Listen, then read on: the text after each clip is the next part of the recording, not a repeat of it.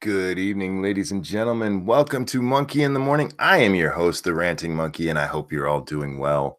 I hope whether this is the beginning of your day, the middle of your day, the end of your day, wherever you are in the world, I hope it's a good time for you because we need it in this world. It's a fucked up place. Sitting here going through my Twitter feed, and I wasn't much on Twitter today. I finished Far Cry New Dawn last night, and I started a new game so that I had a decent character when me and Satsu were playing tonight. And so I was just away from the shit bag that is Twitter. I know a lot of people hate Twitter. I love it. I think it is it's a great medium to see just how shitty the world we live in is. And it's a fun place to play. You just got to be careful because if you say the wrong thing to the wrong person, they'll run and tell mommy and daddy on you. That's the part of Twitter that I hate. I don't mind. I don't mind the fighting and bullshit that goes on. I don't mind the. I don't even mind like the Krasensteins. They're fucking stupid shit. I enjoy being able to poke fun at people that deserve being poked fun at. But yeah, I as I'm scrolling through it, I'm like, I didn't really miss it today. The only thing it's really good for is figuring out what the biggest news story of the day is, because whatever it is, everybody has to tweet about it, even if they don't know what the fuck they're talking about. Everybody's got an opinion on whatever the news story of the cycle is, and of course, we're still on Jesse Smollett right now. Smollett, how the fuck you say his name? Ramen says you're playing a game stream tonight. Dang, have to compete with another game stream. No, we streamed just a few minutes ago. We finished up around 1:30. This is our night off coming into Tuesdays. It'll be our night off, and hopefully that'll give me some time to get a video completed. I'm just having trouble figuring out what video I want to make right now. I know I want to make one. I know I have a lot to say about a lot of shit, but it's whether or not I can turn it into an interesting video is a different story. I don't really want to do a video about Jesse because, well, one, everybody and their brother's already done it, and two, I just don't care about the guy. I hope he ends up in jail for the bullshit he's pulled. And I look, yeah, we got to wait for the facts to come out. Bullshit. His story was bullshit from the beginning. You put it together with that stupid fucking letter, and he did it. He paid somebody to beat him up a little bit because he's a stupid piece of shit. And what else is there to say? I mean, he's a stupid piece of shit. So yeah, I'm still looking for something to do a video on, and I'll hopefully figure that out by tomorrow. But we're going to talk about some fake news tonight. Some fake news. The news media is in cover their ass mode because they've done three really fucked up stories in a row. They started with the BuzzFeed article. BuzzFeed came out and said that they had some proof that Cohen had proof and given proof to Mueller that Donald Trump himself ordered Cohen to lie to Congress. They said there was evidence and testimony, and in the only time it's happened so far during the Mueller investigation, Mueller, however the fuck, I don't know how to say his name either. I don't care. But the investigative team came out and said, this is bullshit. It's the first time they've done it with all the press around what's been going on with them. It's the first time they've come out and went, this story's bullshit. But the news, when it first came out, man, they were all over it. All of them were like, oh, they finally got him. They finally got him. And no, they didn't. And then next we had the Covington Catholic kids, where the story comes out that these damn MAGA hat wearing brats who hate abortion and want to force women to be baby machines, they were rude and horrible to a Native American veteran. who was beating a drum in the face of a child. That's the part I can't. The kid's standing there, right? In everything we saw, he is just standing there. This grown-ass man is standing in front of him, beating a fucking drum in his face. And that wasn't enough for the news media to go, this doesn't seem right. This doesn't seem like those kids are the ones being the aggressor. But of course, they repeated all kinds of bullshit, including, this is MAGA country. That's where we first heard it. This is MAGA country. That's what the kids were supposedly chanting. This is MAGA country. Now, there were like 5,000 cameras around, and not one of them caught a single child saying this is MAGA country. But it was in the news, guys. It was in the news. But they were dancing and mocking this this Native American. He's an American Indian is what he is. This American Indian, they were mocking him. They were the ones that were the bad guys here. And then the full video came out. It's like, oh, those kids didn't go surround him like they'd originally reported. No. That shitbag walked right up into the middle of the kids. And he gave this whole fucking retarded story, which included mentions of his wife's death 4 years ago, 5 years ago, whatever it was. And how in his heart he was thinking of her. Ah, you fucking asshole. But again, the news media swallowed it whole. And they were like, they came out, we have to apologize because we're about to get the shit suit out of us. Because in this kind of case, it turns out, you don't have to prove the same kind of thing you do with public figures. With public figures, there's a higher standard of libel, slander, whichever one it's going to be. They were both done to these kids. So, yeah, the news backed up real quick. Oh, whoops. Yeah, we didn't mean that. So then along comes Jussie. Jussie comes along and he gives them a story they've been dying to hear. They've been waiting for this story for 2 fucking years. A black homosexual gets beat up by MAGA racists. Now, they weren't wearing MAGA hats, but they did say, this is MAGA country. Well, that's impressive. That's the same thing that was said to the Covington kids were saying. And it's amazing how that right there alone, that by itself should have set off alarm bells, but it didn't because these guys are assholes. Jack, hi, welcome to the show, sir. Hello, how you doing? Oh man, I'm I'm okay. How are you doing tonight? I'm doing all right. I'm just recapping the news's greatest hits of the last 2 months. Oh boy, they're firing on all cylinders, aren't they? Oh my goodness. I don't understand how anybody heard Jussie's story and believed it. I really don't. Because they wanted to. Yes, exactly. You have to throw all logic out the window. Because we're gonna. I know we've talked about this before, guys, but I just want to get all this on the record because this is what supposedly happened. Jussie Smollett comes in and lands in Chicago, and a driver takes him to Subway at 2 o'clock in the morning. The driver doesn't stay and wait for him to take him home, which is weird. It's minus 12, not counting the wind chill. With the wind chill, it is minus 30 fucking degrees. Jussie decides to walk home with his Subway sandwich. At which time, 2 white guys wearing masks. It's 2 o'clock in the morning. They're wearing masks, but Jussie knows they're white. Minus 30 degrees, y'all. They beat up Jussie. They put a clothesline around his neck, like a noose. Pour some bleach on him, which they just happen to have.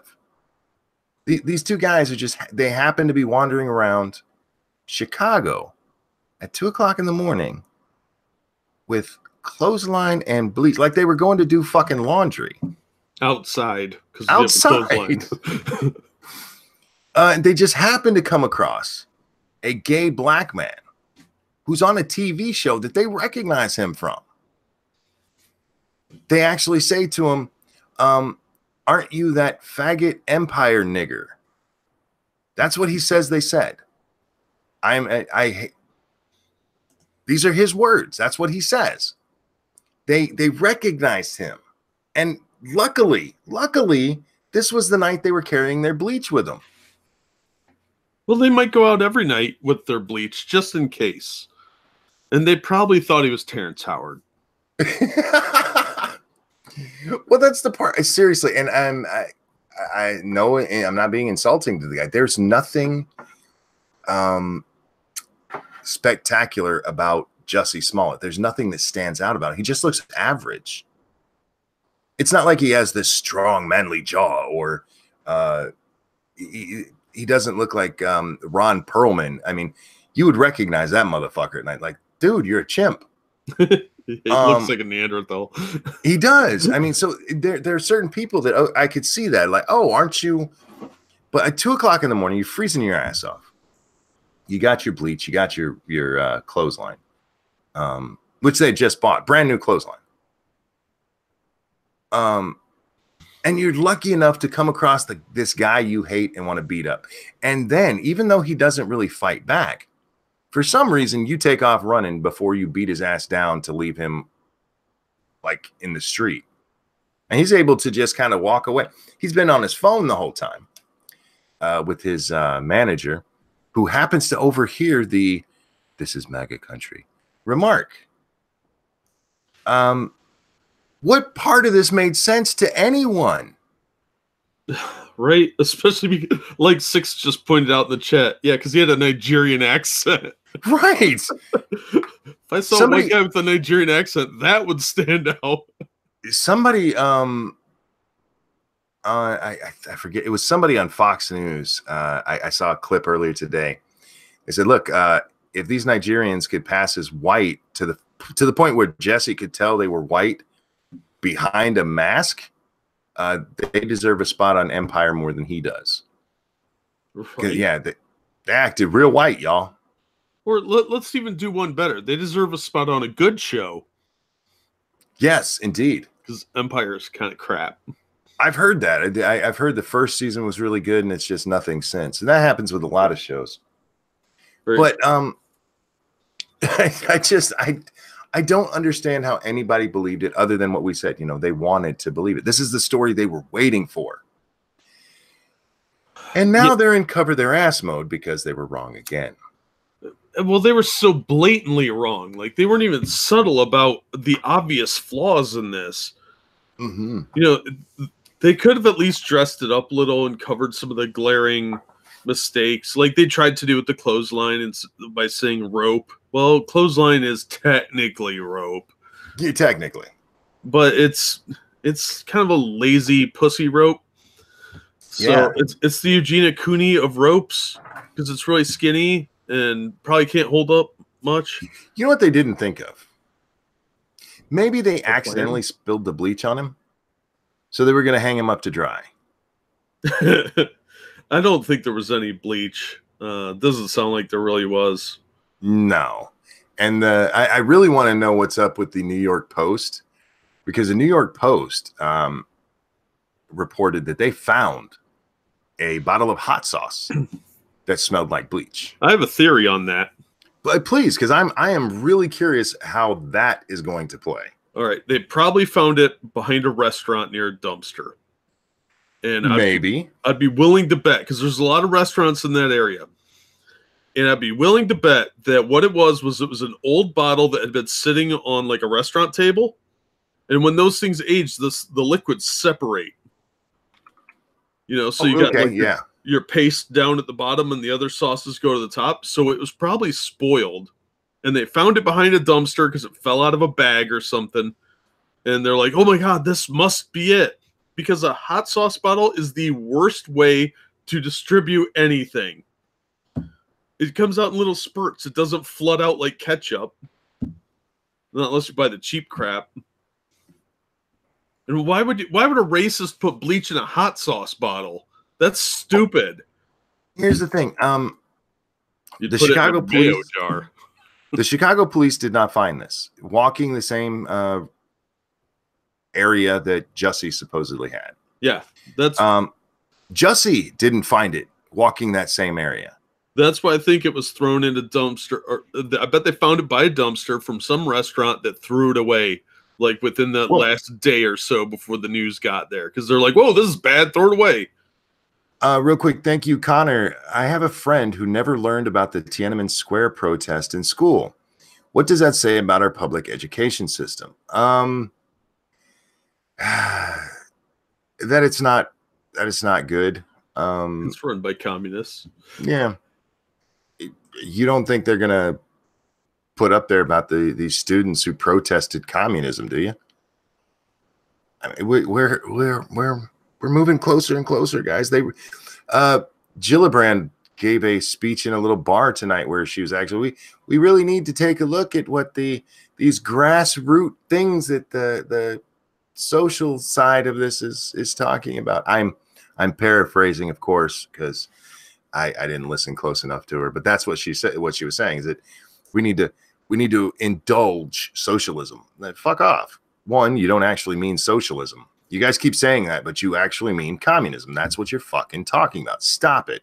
Yeah, socialism is the soft sell for communism. It is. And it involves actually the government getting involved in businesses. And that's not what they're talking about here. They're talking about taking care of people with public money. That's getting into communism. So fuck those commies. So anyway, I have a couple of stories. Cool. The first one we actually read on Lords of the Night, and as soon as I heard the title, my reaction was "fuck you." And Richo says, "Monkey can only see your avatar on screen." Just a heads up. I don't know why that is. I'm going to present you for a second and see if that fixes it. Go ahead and talk, Jack. Oh, I'm a little teapot. Thank you. Something. Guys, can you see him lighting up now? Either way, you can hear our voices, so you'll know who we are. I can see me on the stream. That's fine. Steven says it's alternating, so that's cool. So here's the headline. This came from Chris Saliza. Why our politics can't handle Jussie Smollett. You know what? I talked earlier about making a video, and maybe I will make a video in response to this stupid fucking story. You seem pretty fired up. I'm tired of this shit. I really am. We've gotten okay, let's get into the article because we'll get there. We will get there. When actor Jussie Smollett, whatever the fuck his name is, said he had been beaten and left with a noose around his neck by two men shouting slurs and pro-Trump messages in Chicago last month, Democratic politicians couldn't issue sweeping condemnations quickly enough. California Senator Kamala, I don't know how to say her name. People have been changing it up. It's Kamala. I've heard it Kamala, and I kind of like that. So I'm calling her Kamala. Kamala Toe Harris called it, quote, an attempted modern-day lynching. So did New Jersey Senator Cory Booker. He used those exact same words. Quote, this is sickening and outrageous attack and horrible. It's the latest of too many hate crimes against LGBTQ people and people of color, tweeted New York Senator Kirsten Gillibrand. She's a fucking dumb cunt. She really is. Yeah. She's the Becky, y'all. She is a total Becky. If you don't know what that means, she's a Becky. By the way, Polly sent you an invite. Do not take it if you don't want to, but I'm not. No force there. Just letting you if you want to come bitch with me because I'm on a fucking roll tonight. On and on it went. Why?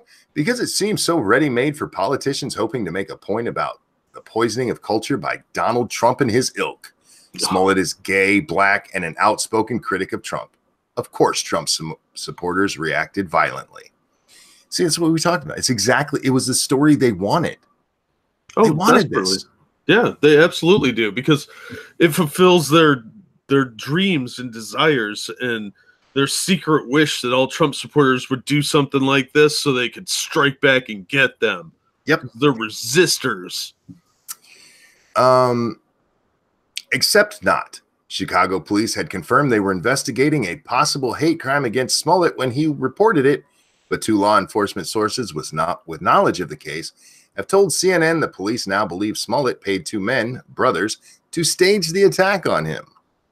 Smollett has denied that charge and is yet to speak again directly with the police about the circumstances surrounding the incident on January 29th. Well, he's lawyered up, which is a smart thing to do when you've lied to the police and started an investigation on some bullshit. Yep. I really don't know how he thought he was going to get away with this. I think he thought he planned it out enough that they would just take his word for it. It's such a bad lie, though. It is, especially in a city like Chicago where they have cameras everywhere and they can track everything. Yeah, if you're going to fake something like this, you do it in like middle of nowhere, Nebraska. And don't do it on one of the coldest fucking nights of the year, for fuck's sake. Yeah, that's just dumb. You do it on a hot night because you know what? They always film cops in hot locations. Yeah. Like, you'll see 2 episodes of Alaska Cops and then like 4 months of LA. Let's see, where were we? Smollett. Oh, no, we did that part. The news has led to a massive conservative counterattack on Democrats in the media who they argue were all too willing to cast Smollett as a victim of attack, even though corroborating evidence was in short supply. No, that's not the only. Okay. Yeah, I need to make a video on this. It wasn't just that the corroborating evidence was in short supply. It's that the fucking story was dumb. It was fucking dumb. Confirmation bias. Quote, hey, Hollywood and media types, I've noticed a lot of you deleted your hashtag justice for Jussie tweets. What's the matter? Don't you want justice for him anymore? Hashtag frauds, tweeted Donald Trump Jr., the president's eldest son and proud Twitter troll. Welcome, Polly. Hello. Hello. I'm in a mood, and we're reading Chris Saliza, so it's getting worse. Yeah, I heard you say you were in a mood, and I didn't realize you'd sent me a link. I didn't have Twitter open, so I was like, oh, I get to bitch too. I'm in a mood too. Yes. Welcome to the bitchy stream, guys. No, I got some thoughts on this. By all means, go ahead. Who are you reading? We're reading Chris Saliza. Now, okay, first of all, we have to acknowledge that it's really nice of CNN to have a special needs work program. Indeed. So that people like Chris Saliza can get jobs. Oh, is this? Oh, no, that's a CNN specific correspondent, right? Yes. Okay. Because I got some bitching about the Vox guest that was on. What's her name? Oh, yeah. Anyway, sorry. Go ahead. I want to hear this. We can get to that. I don't have a story pulled up, but yeah, Polly, this is from Chris Saliza. Why our politics can't handle Jussie Smollett, whatever his fucking name is. They can't handle the hotness. And this is Scribe's favorite CNN reporter, and not because he actually likes him, but because how dumb this motherfucker is so often. Okay, we're here. And round we go. Whatever the ultimate details are about what happened with or to Smollett on that January night, his claims are a useful lens to see our current politics and what is deeply broken about them. Now, that fucking way too long sentence, I don't disagree with. Yeah, in principle, I don't disagree with anything she said, but I've got a strong feeling where it's going. So, and you're not wrong. We live in a political world and in a broader society because, let's be honest, everything is political now. That puts a premium on instant reactions. Thank you. Nope. Are we even allowed to read Chris Saliza without Scribe? Yes. Well, he already read this one. We did this story tonight. And this is one of those times where something happened on Lords of the Night where I just have so much more to say about it. We got a lot of it out. We really did. We spent a lot of time on this, but there's so much more to say. As soon as something happens, politicians scramble to beat each other off.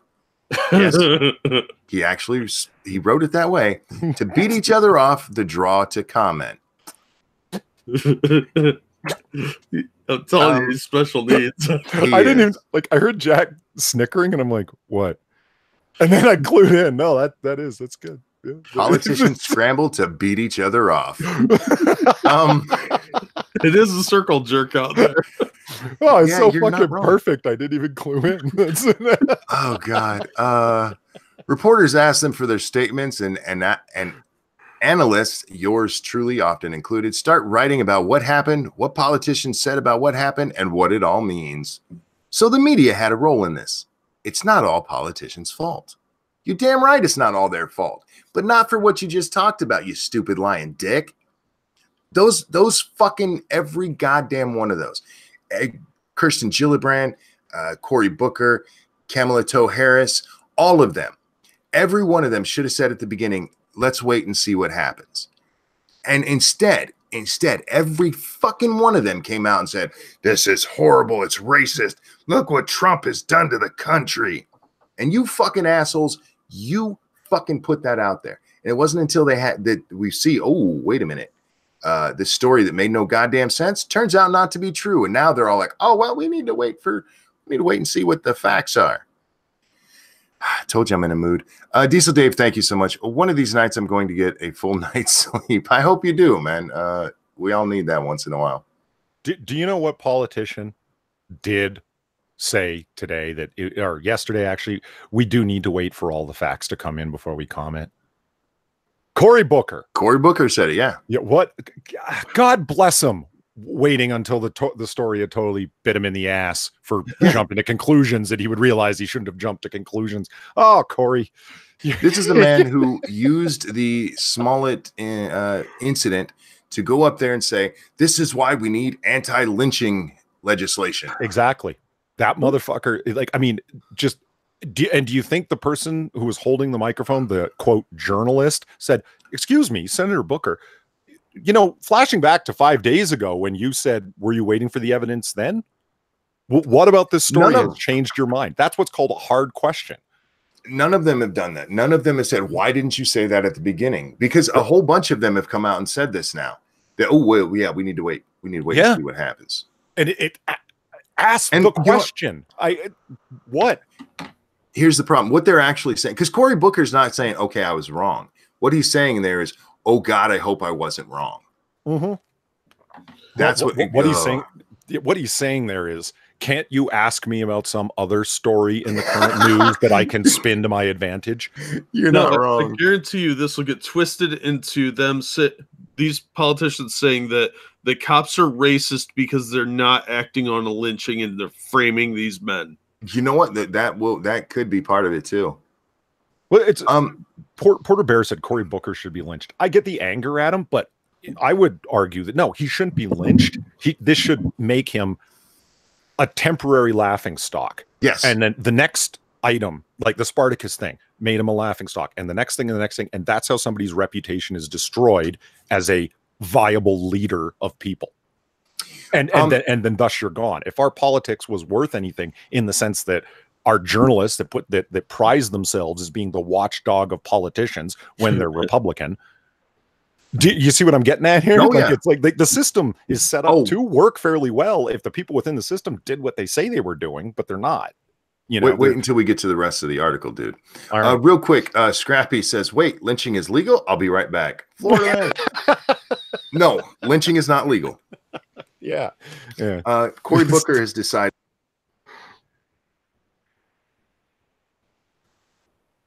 Son of a bitch! I accidentally hit my space bar, which what happened? I thought it was my headphone jack. No, jacked, and I looked down and you're muted. I'm like, did you just boomer or are you sneezing?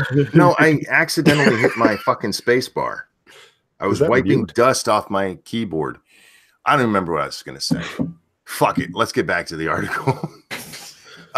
So the media has a role in this. It's not all the politicians' fault.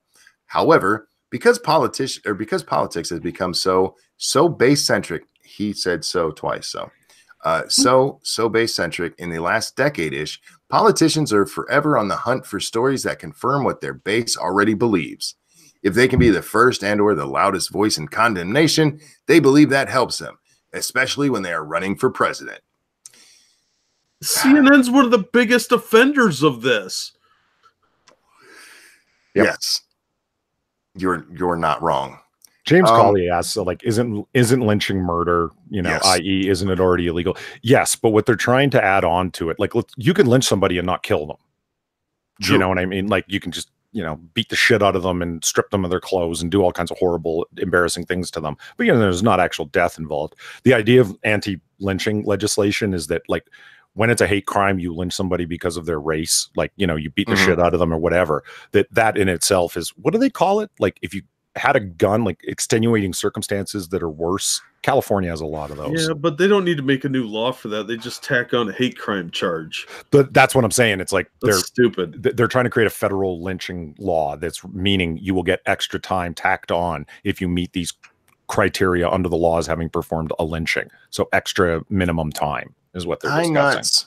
And yeah, one of the most common of that is if you commit any crime with a gun, they tack on 5 years. Yeah. What the hell are those called? Not extenuating circumstances. It's like exacerbating circumstances or something like that. Yeah. Yeah. But yeah, there's several of them out there. Let's wrap this stupid shit up. And so Democratic 2020 candidates were very quick to believe Smollett's version of events. And now Republicans, especially those aligned with Donald Trump's White House, are just as quick to seize on the idea that it was all an elaborate hoax. Yeah. Both sides are simply exhibiting confirmation bias because we reward that sort of thing in our politics now. Bullshit. Okay, let me get one more. He's got 2 more things. Let me finish this. Which is why more than a decade after the Duke lacrosse case and in the shadow of the Covington Catholic story, we are where we are on Jussie Smollett. The point, modern politics isn't built for a let's wait and see what all the facts reveal approach to events. It's built on incentive or to incentivize whoever has the first and toughest and most memorable quote, even if the facts ultimately undermine it. I want to go back to something. That's the end of this fucking stupid ass story. Both sides are simply exhibiting confirmation bias. No, they're not.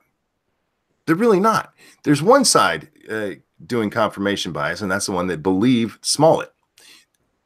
The other one, whether you want to say that maybe some people on the Trump side are like, yeah, we knew we were gonna. The story made no fucking sense from the beginning. You don't have to be a Trump supporter to look at it and go, you were out at 2 a.m. and ran into people who just happened to want to hurt you, who were carrying bleach and clothesline with them. That doesn't make a lot of sense. And at a distance, we're able to tell you were gay somehow. And David Richardson, thank you so much. Instead of saying, quote, if true, it's horrible, they're going with if horrible, it's true. Yeah. Because that's what we've come into now. Now that it's, come on, everybody knows this is bullshit now. Everybody knows it. And what we're hearing is, well, it could still happen in Trump's America. Hey, SDA, how you doing, sweetie? Because it has to be Trump's fault. Even if it didn't happen, it has to be Trump's fault.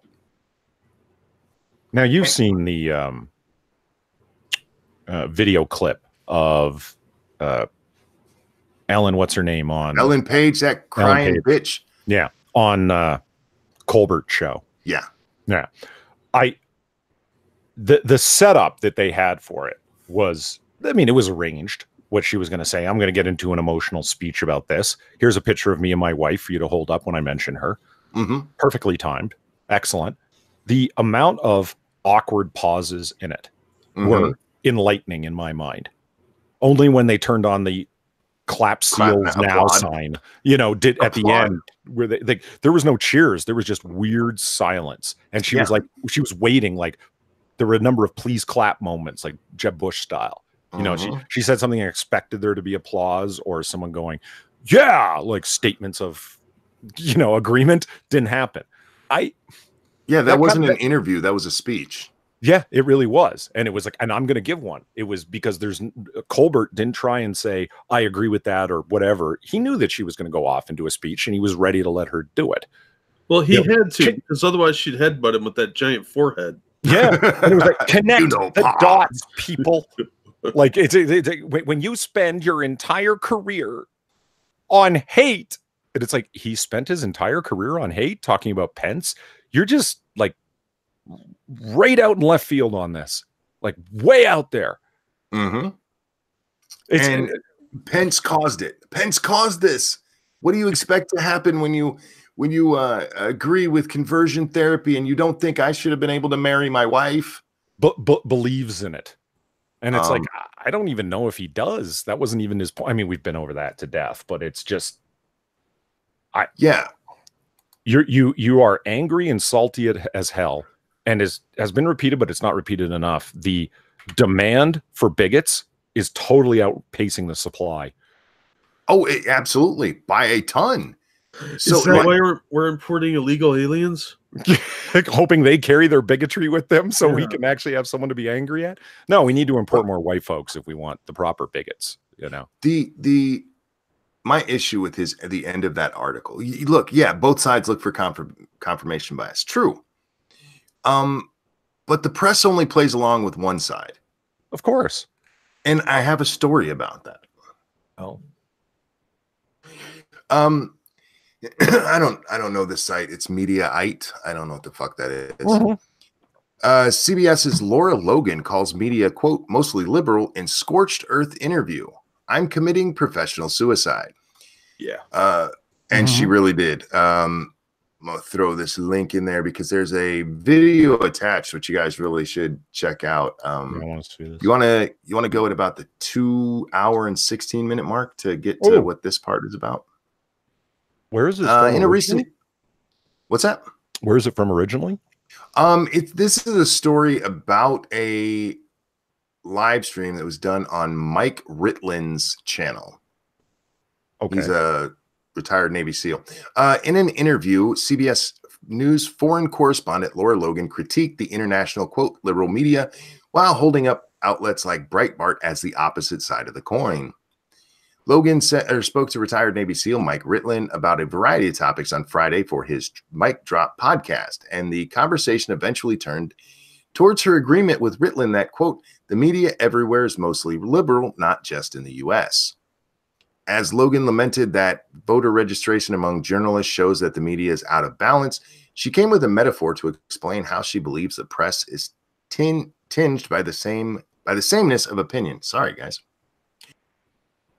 You know how my fucking words don't work sometimes. This is her quote. Visually, anyone who's been to Israel and been to the Wailing Wall has seen that women have this tiny little spot in front of the wall to pray, and the rest of the wall is for men. To me, that's a great representation of the American media, is that in this tiny little corner where the women pray, you've got Breitbart and Fox News and a few others. And from there on, you have CBS, ABC, NBC, Huffington Post, Politico, whatever, right? All of them.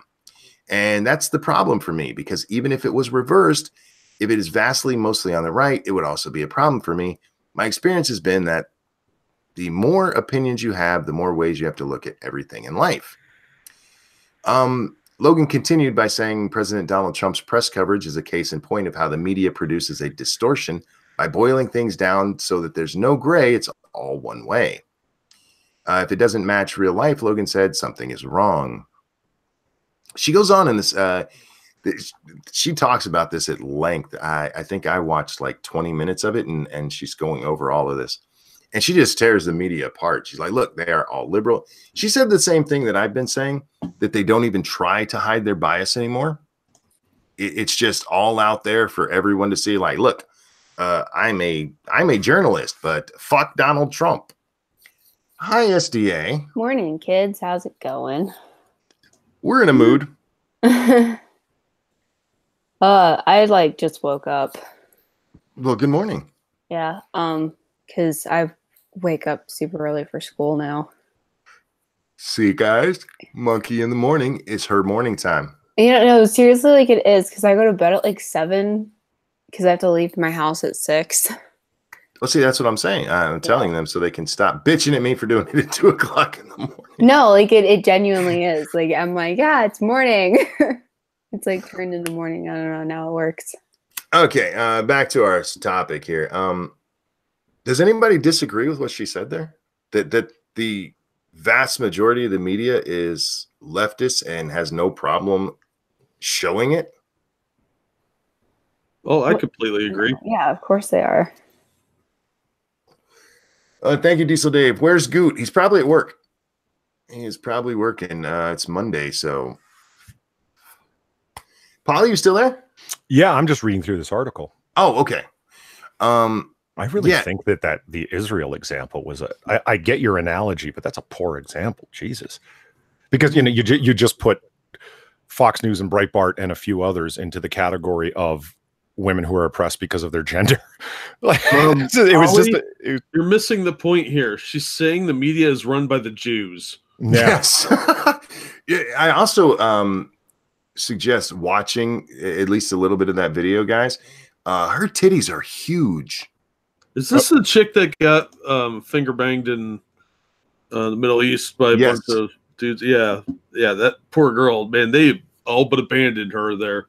Yeah, she apparently tells that story. I haven't watched the whole the thing. Fuck are you talking about? She got during the Arab sexually Spring. assaulted. Yeah. During the Arab Spring, there was that revolution in Egypt, and she got separated from her team, and they didn't go back for her. So a bunch of dudes like grabbed her all over. Yeah, she apparently talks about that during the interview. Sounds like Islamophobia to me. Yes, she should have taken it and liked it to show how much she isn't a bigot. All cultures are beautiful. All cultures are beautiful. I know I'd be happy with leaving a female alone in an Arab mob. That'd be fine, sure, because you know I understand that all cultures are beautiful. It's fine. Wild Sea says she was raped. Yeah, in the description of the video, all it says is that she was sexually assaulted. I don't know enough about the actual event, and I didn't watch the video where she apparently talks about it during the video. So, guys, if you want to see that, definitely watch it. Yeah, I think they handled the whole situation very poorly. From what I heard, she got digitally penetrated from one of the interviews with her I saw. But semantics, really, anything of that nature is pretty horrible to go through. So. Steven Sperling says, you already titled your December 15th stream Fake News.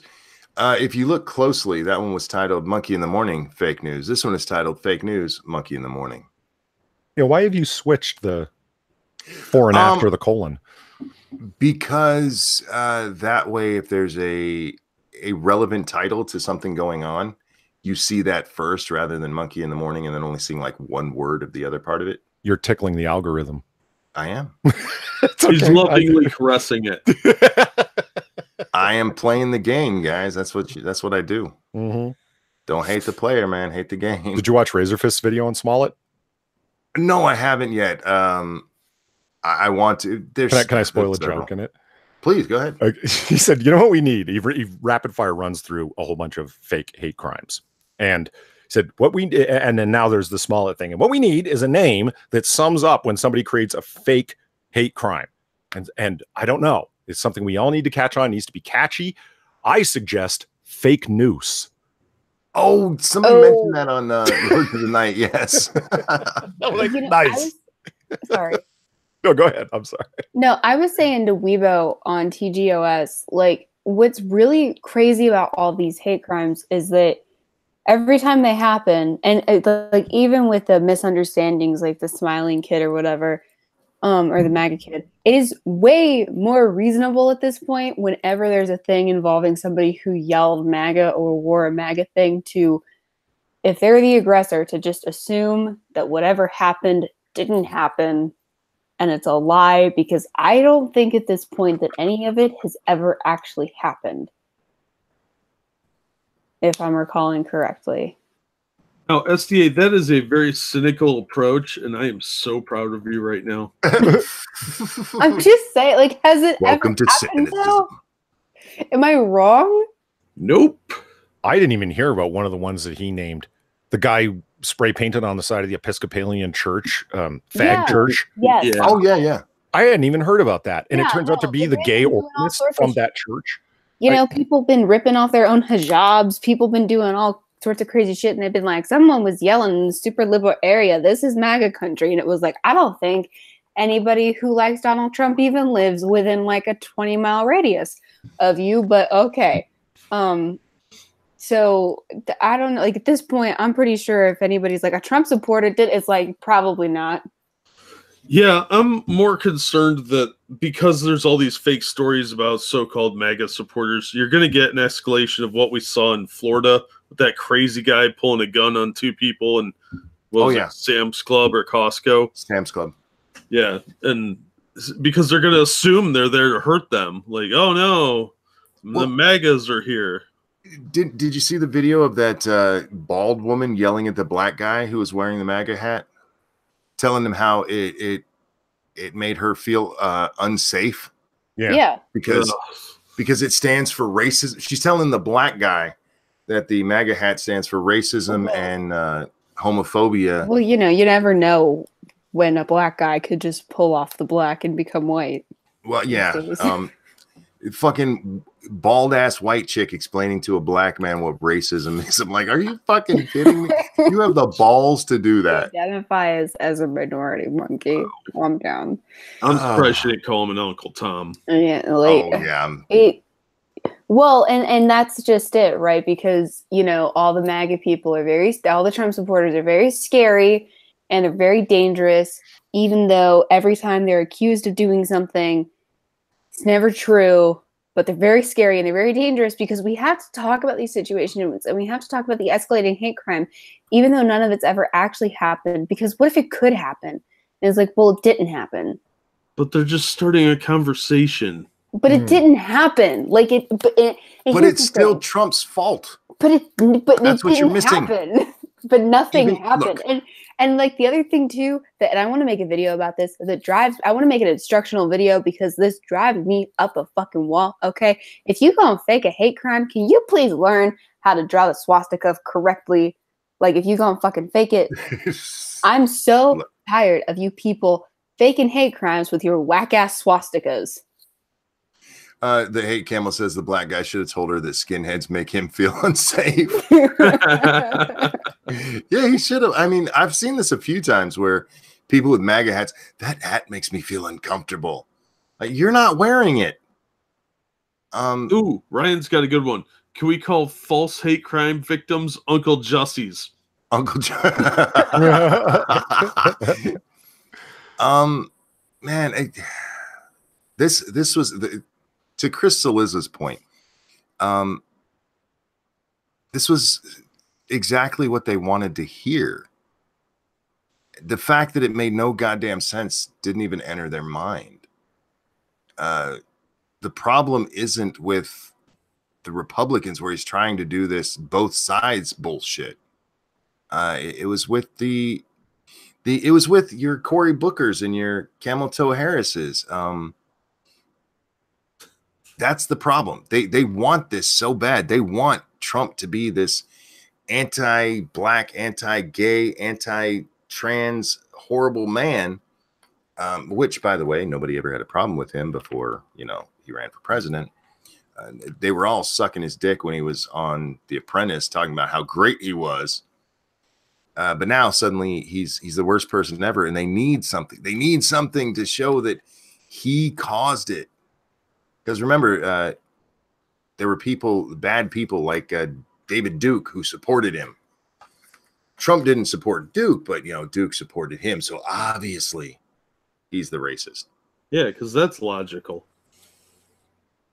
Well, and here's the thing. When you point out that you can't help who supports you, they always come back with, well, you should be thinking about the fact that you attract those people anyway. And it's like, here's the fucking thing, though. If I'm like, I like pizza, and David Duke goes, I like pizza too. It's like, well, I can't help that. The point that you have to focus on is where we diverge in our beliefs, because isn't that the important thing? Yes. No, see, that's using colonialist science. Oh my God. Well, it is, but it's also using, like, attempting to undermine the position that somebody's taking. Right. And exactly. Nobody. You've been on YouTube long enough. No one's going to admit that one of their premises is wrong. They'll argue till they're fucking blue in the face. Haven't you ever argued with Monkey? I mean, sorry, Monkey. No, arguing with me is pointless because I'm always right. Or a vegan or anything like that. It's never going to happen. So, in my opinion, my own call on it is when Smith says, isn't it interesting that all of these racists are attracted to you? Isn't it interesting that all of the pedophiles vote Democrat? But maybe we shouldn't focus on who the fringe retards are that tend to vote for the side that we support, because we could do this all night. The KKK votes for Republicans. Yeah, NAMBLA votes for Democrats. What's your point? Do you want to keep doing this? Well, we got to keep an eye on those vegetarians and vegans, because Hitler was a vegetarian, and that makes vegans the equivalent of the Gestapo. And he beloved his dog. Yeah. So, you know, Dog dog lovers. owners, come We're on. watching you. Dogs are racist. Yeah, I've known well, and that for a Hitler long was time. also an artist. So anybody who paints, God, like you never know when that slippery slope is just gonna. Like, I hear you. The main idea is like, you know, it's not anybody's responsibility who ends up being attracted to them. And it's like, well, doesn't that say something about you? No, it doesn't, because the important thing is where we diverge. It's like not unless NAMBLA says something about Democrats, and I don't think it does. So therefore, what the fuck? Why are we? Do you want to keep trading these back and forth? Because we can do it all day. Yeah, which is why it's just a silly thing, because you know, I think it's important that you hold yourself to the same standards as you hold other people to. What? And it's silly to go there. I don't know. I know I like got us off track, but it's just one of those things. Like I don't know. I don't know where I saw it like recently, but it bothers me. That's okay. We don't have a format here, so off track is our format. Did you see this? I went to Jussie Smollett's Twitter page, assuming it was going to be locked. It's not. Oh, it's not. It's not. Yeah. And so I'm like, I got to scroll through this because I'm willing to bet it's a hell of a lot of self-promotion. It was. But he tweeted this just 27. So it hasn't even been a month ago. On January 27th, he tweets, "Frauds are everywhere, y'all. Protect the mind, heart, and spirit of you and your people at all costs." You know what day the attack was? No, I don't. Like the 29th. The 29th? Jesus. 29th. That's great. 2 days before. I couldn't help but tweet this out. And he goes on here. He said, just remember, salt, cocaine, and anthrax can all appear to be sugar. Just be careful out there, fam. Remember, he had those guys, allegedly had those gentlemen send white powder to him at the Empire set. You're kidding. No, it was Tylenol. And it was aspirin. Shaved down aspirin. Well, at least it wasn't sugar, okay? Like at least it wasn't that on the nose, but like, damn. It is amazing. Yeah, because I went and read those too, and like, he did not write this right after he did that. You can't. Who the fuck does that? You know what kills me? Clearly Jussie Smollett and his Nigerian henchmen are moronic incompetent. Wakanda forever. I'm sorry. They're clearly incompetent. But let's just pretend that they weren't for a second. There's every reason in the world that they should have gotten away with this. Well, I was talking to my mom about it, and I was like, first of all, why would you leave a paper trail? Why would you leave a paper trail? Why would you do it where there's so many cameras? Like, there's so many things that they should have thought of beforehand. Why did you have to go buy regular red hats because you couldn't buy MAGA hats anywhere within the Chicagoland area? The list goes on. Yeah. Like it just, your story was you were going out in the middle of a fucking polar vortex to buy a fucking Subway sandwich. Like, why not make it why weren't you taking a fucking, why weren't you calling Uber Eats? Why weren't you taking a cab there? You're wealthy. Or the hotel's taxi service. Like, there's a million questions, right? But let's say they weren't incompetent. The story is perfect. It should have worked. And that's what scares the hell out of me. It preys upon anxieties that are so widely spread that this motherfucker should have gotten away with it. Thank God for his incompetence. And that's what we're relying upon now. People fucking up so we know they're liars. Jesus. Well, for the most part, they do because, because typically when there's like an accusation like this, there's no perpetrator at all, just because of the fact that like they just don't have it in them to hire somebody. So it's like MAGA ninjas off into the night, just spray painting their whack ass swastikas. MAGA ninjas. MAGA ninjas. Well, that's what they do because they're never caught because they don't exist. But they're out making America great again, one shuriken at a time. Yeah, I'm gonna use that. That's good. Yeah, that's what it is. But like, you were in the hospital. Like, you had this in the bag. You're totally right. No, I think I've got this figured out. I watched the interview he did with that annoying lady on TV. Oh, what was he on? Good Morning America? Good Morning America, yeah. One of those shows. Where everybody goes. And he was like, I came hard against Trump and his administration. What if this was a sex game gone bad? Like, oh, MAGA supporters tie me up. And then he had to come hard against Trump's administration. If you know what I'm saying? I come hard against 45. That's what he said, yeah. And you know what I don't get is like, why do you think this would have visited upon you? How would somebody know at a distance? In the same way, how would somebody know at a distance you were gay? Well, So and do how you many think it was people know? Well, to be Hang on. fair, sometimes you They get knew it caught was by the him. walk. that was the argument that he was specifically targeted? Yeah, they knew it was him. The quote, and I'm Do sorry to people- have to say it again, guys, but they said, "Aren't you that faggot empire nigger?" Okay, but Wow. do people? I've never heard of this show. You and Oh no, most it was people. really popular in its first season, and since then Okay. it's really dropped off. I watched a couple episodes of the first season and I was like, this is on the level of corniness, like those old evening primetime soap operas like Dynasty. Yeah. You know, That- it was like that, but with a record label and an all black cast. And Who's I that watched two guy? episodes of it and I was like, no, this is What, just was it like a music thing? I've never. Yeah. Like, it was it was the Yes. music industry instead of like oil for Dallas, but it was that same kind of like backbiting, everyone's against each other, sort of, you know, everyone's got secrets and when's someone going to find out whose baby this is, and you know, real soap opera like. Who, I was like, nah, I don't want this. Who's that guy you have me watch? John Ward. Is John that his Ward, name? yeah. He describes it as the show that just proves all rap stars are homosexuals. Because that's a Yeah. long running joke, right? Who's the gay rapper? Because no rapper wants to be the gay rapper who gets found out because, Well, you know. And how many people are going to recognize him on the street? Like, is my mom involved in this? Because only like middle-aged housewives watch this stuff and older. You know, old people watch TV. This is No, on you're not. network TV. The You're not characters on the wrong. show, a lot of them are gay and they're black. And you're telling me that these racist homophobes spend all of their time sitting around watching a show about watching black this- homosexuals. Yeah, that's It would- true too. Yeah, like, that's what I'm saying.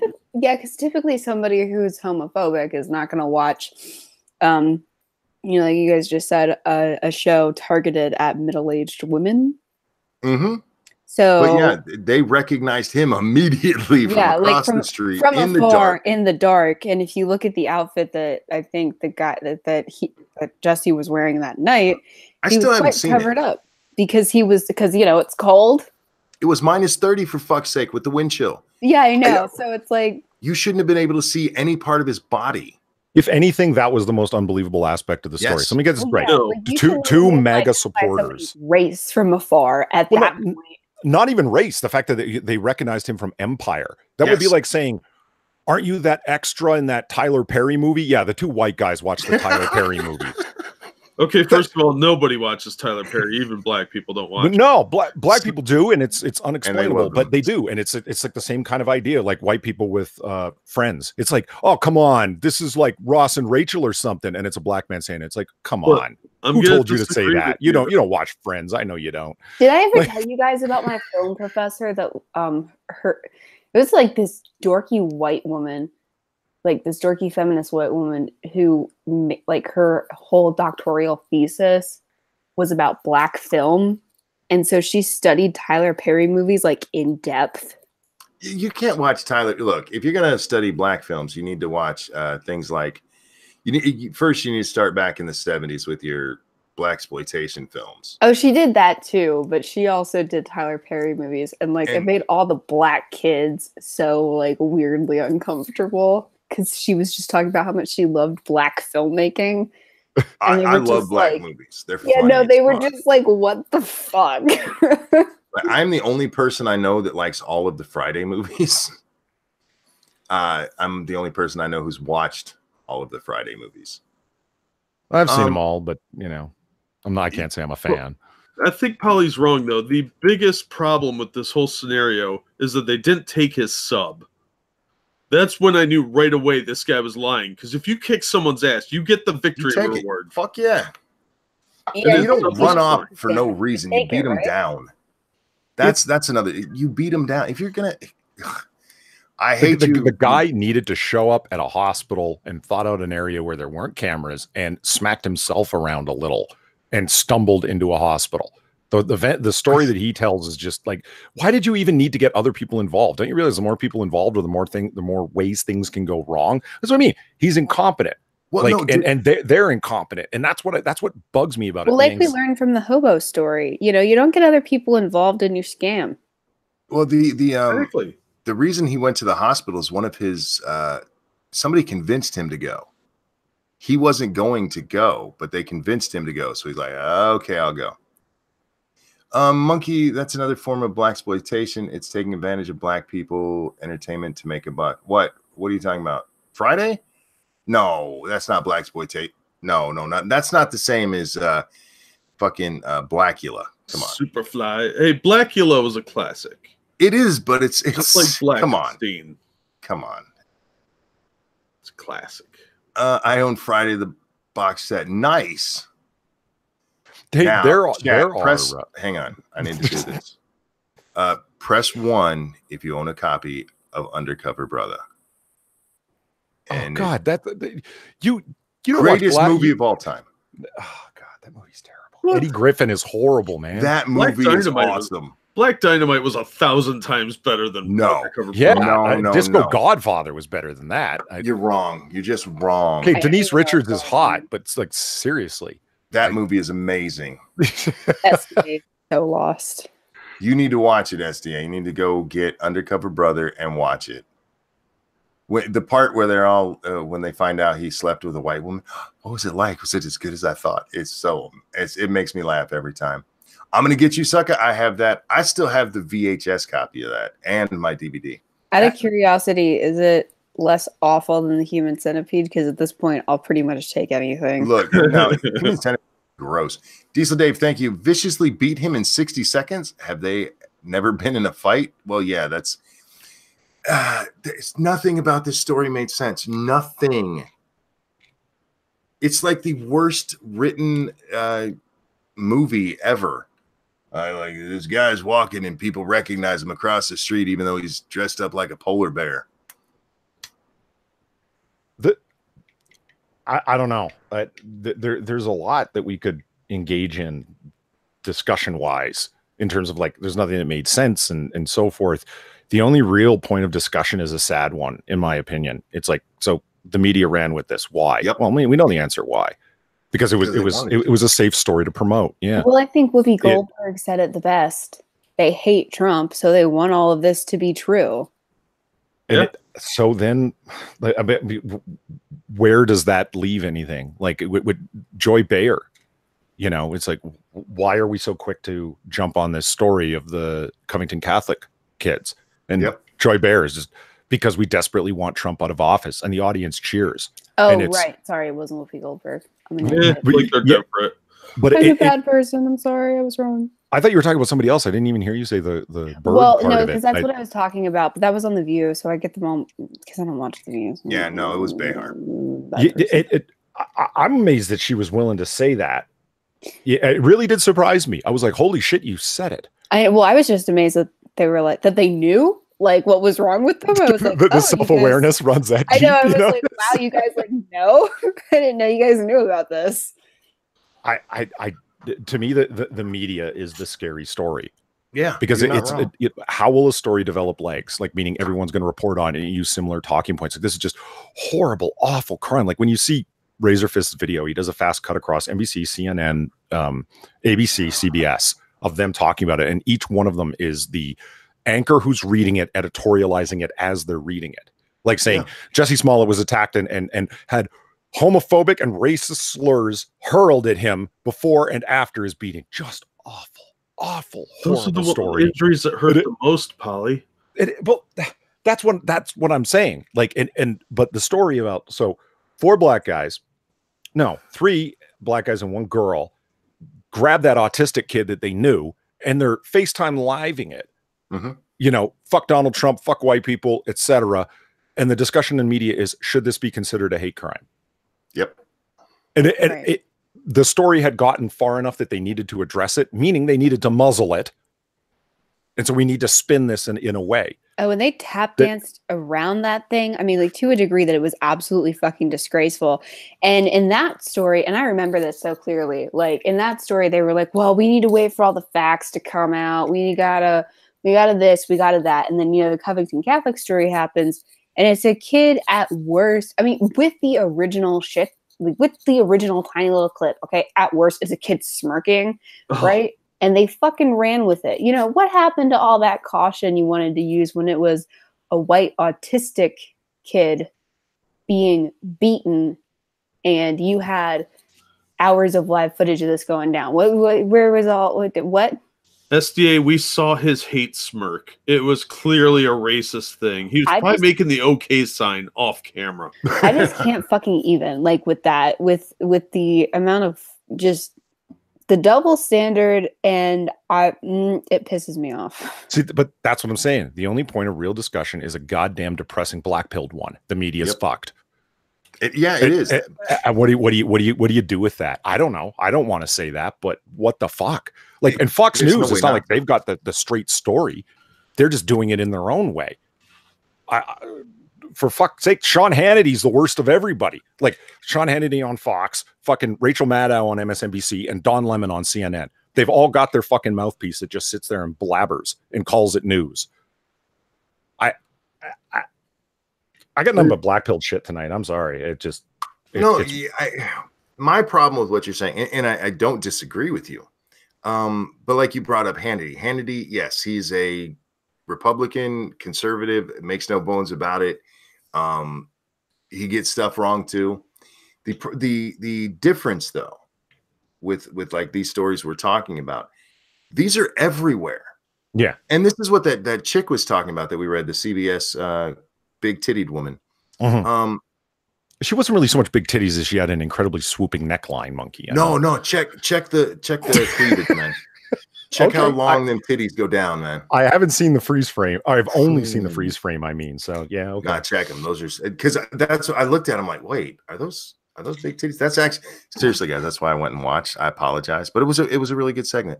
But what she's pointing out is that you got Fox News, you have Breitbart, and they are unabashedly conservative. Yeah, but there's such a small portion of the media. Well, you're not wrong about that. The prevalence is different. Yeah. I got a question for you. About Sean Hannity is that he doesn't, like Prospero just said, I was just about to say this. He doesn't sell himself as a journalist really either. Well, neither does Maddow. I mean, she sells himself as a commentator. So, I mean, okay, I will ask that question in just a second, but like I will give Tucker Carlson one credit, one that I won't give anyone else. He outright deliberately calls himself a talk show host and describes his show as a talk show. Yeah. Those are the words he uses. He doesn't play around. Don Lemon's is editorial news discussion. Those are the three words they use to describe a show. And it's like, it's one of those things. It's not even editorializing what you're doing. Mm-hmm. You're not even editing the news. You're just mouthpiecing one thing. Right. It's all nothing but opinion. Yeah. Rachel Maddow, you're right. She is held up as being brilliant in a way that Sean Hannity is not. The people that I know that like her, she's a Rhodes Scholar, right? I'm like, okay, that is an impressive achievement. And what does that got to do with anything? I mean, people have. Van Jones went to Yale Law than you. Sorry, maybe I'm just like really jaded with academia, having considered doing all of that kind of stuff and like having spoken to my professors about it. But I'm just like not that impressed with. No. I don't know, like. Probably I think all that's supposed to do is mean if you don't agree with her, you're wrong because she's obviously smarter than you. Well, yeah, exactly. And I'm like, look, I think that in some cases higher education is necessary and all that kind of stuff. But, you know, you guys know what I think about higher education and trade school and all that. And I don't know, like academia is great, but in some cases it's fucking useless. Like it's just, and in some cases it's fucking irrelevant. Like Rhodes Scholar means jack shit, Scrappy says. Yeah, it admittedly doesn't mean as much as it used to, but then again, the Nobel Prize for Peace used to mean something until they gave it to a terrorist and a president for showing up. Yeah. Hey, you want to see what I think Sean Hannity would look like bald? Sure. Oh, by the way, I was saying the terrorist as in Yasser Arafat. I just didn't call Obama a terrorist, just to be clear. Yeah, no, I figured you weren't. Okay, all right. No, I meant Yasser Arafat, and then Obama for just showing up. There, okay. This is what I picture when I hear about Sean Hannity. He's got a big lumpy head. Just thought I'd share that. I'll never forget one of my professors coming into class and just being like, and ranting about another one of the professors in the history department. and just being like, I think they're just giving out PhDs these days because some people, I don't even know how they did it. They're just too stupid to have one. And just like on this massive tirade about how dumb one of the other professors was. That's pretty heavy duty. Jesus Christ. No, it was fantastic. Well, because they had been talking about the direction of the history department, and one of the other professors was like, we need more women because I think the gender breakdown of the history department is like 60-40, 60% men, 40% women or so. And keep in mind, this professor who was ranting, he's my favorite professor, is like so liberal. But he was like, this idiot was saying that in order to attract more women, we need, we have to do it with history of cooking and women's studies history. Like, what, you think women don't like the stabby stuff? And I was, and he was just like on this massive tirade about like, all the girls like the stabby stuff in all of my classes and he teaches a lot of like military history. And he was like, in all my classes, the breakdown is the same as the actual history department, 60-40. And in the cooking, because we actually do have a food history class, which is actually a really fun class. And I really want to take it. And the breakdown of that is 60-40. It's like, would you believe it? The history majors enjoy history. Usually all of it. Fucking idiots. Like, he was just mad that, like, they were going to attract women with more female professors and stuff. They were like, we need more female professors. We need more of this. I was like, what an idiot. He was like, I don't know why there's that many men and women, but this is stupid. And I was like, look at that. He's sort of actually woke. I don't know. It was just the question that I always have is, does your feelings about the history department extend over to the psychology department? What do you mean? Because across the United States, 80% of psychology departments across the US are on the average 80% female, both faculty and student body. Does that concern extend to that? And it's like, there's only a female view.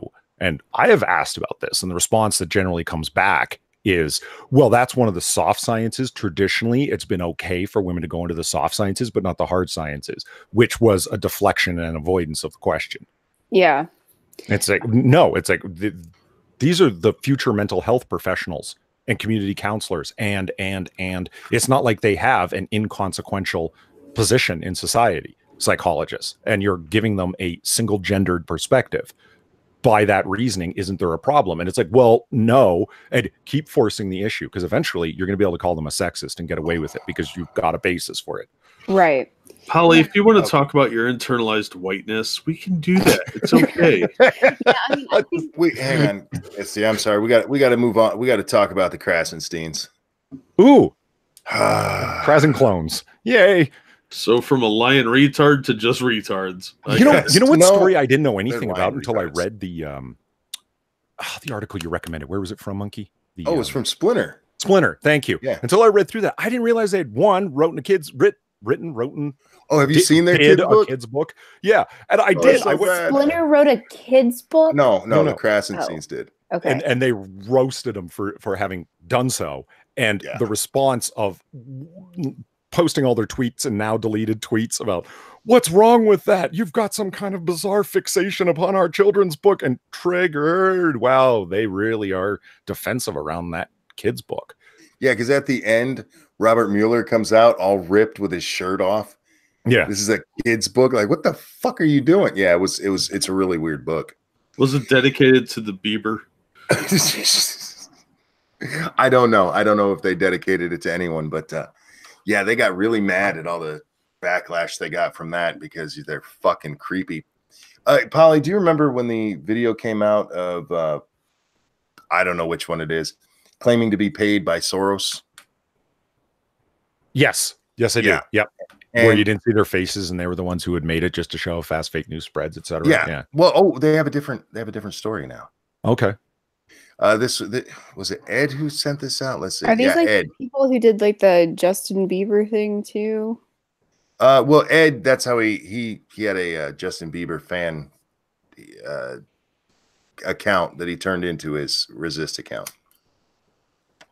So this is what he tweeted out. This was the first 2 minutes of a promo we created for Crassencast.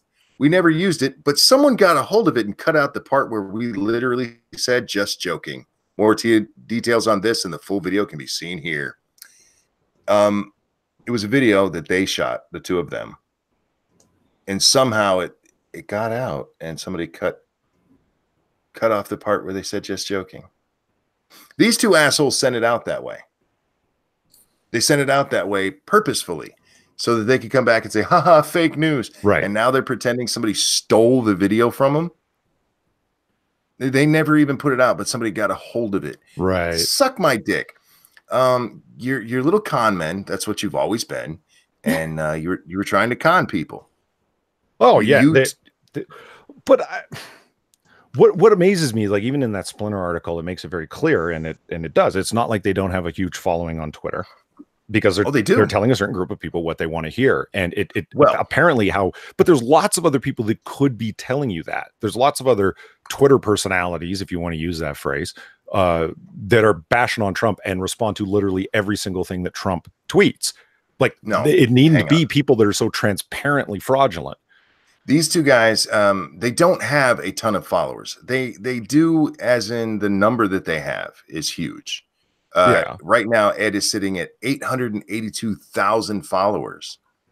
But if you look at the number of likes and retweets they get, just looking through 5 hours ago, that's a decent enough time to get a lot of interaction. 3,000 likes for one of his things. From 800,000, almost 900,000 people.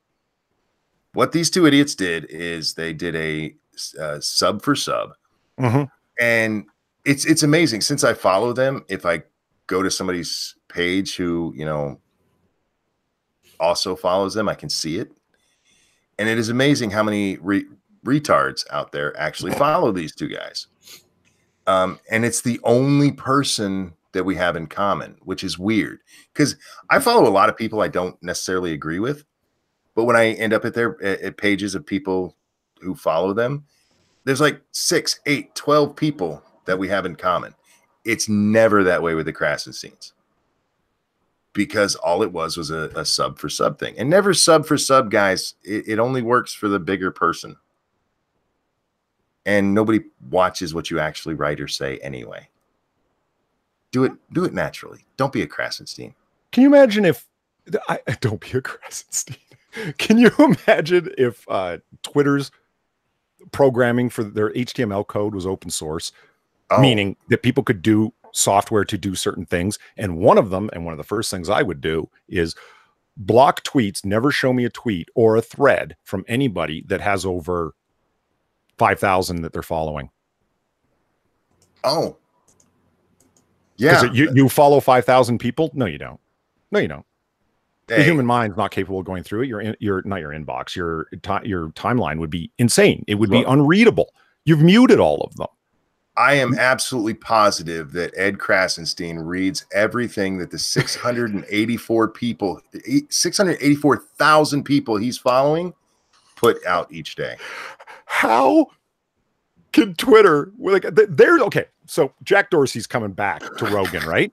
Yeah. There's a question for Rogan to ask him. How is it your software, your HTML code, even allows someone to follow over 600,000 people? Help me make sense of that. Well, look, I think you're missing the joke, Polly, because we all know Krassensteins can't read. And for the record, guys, it's Krassenstein.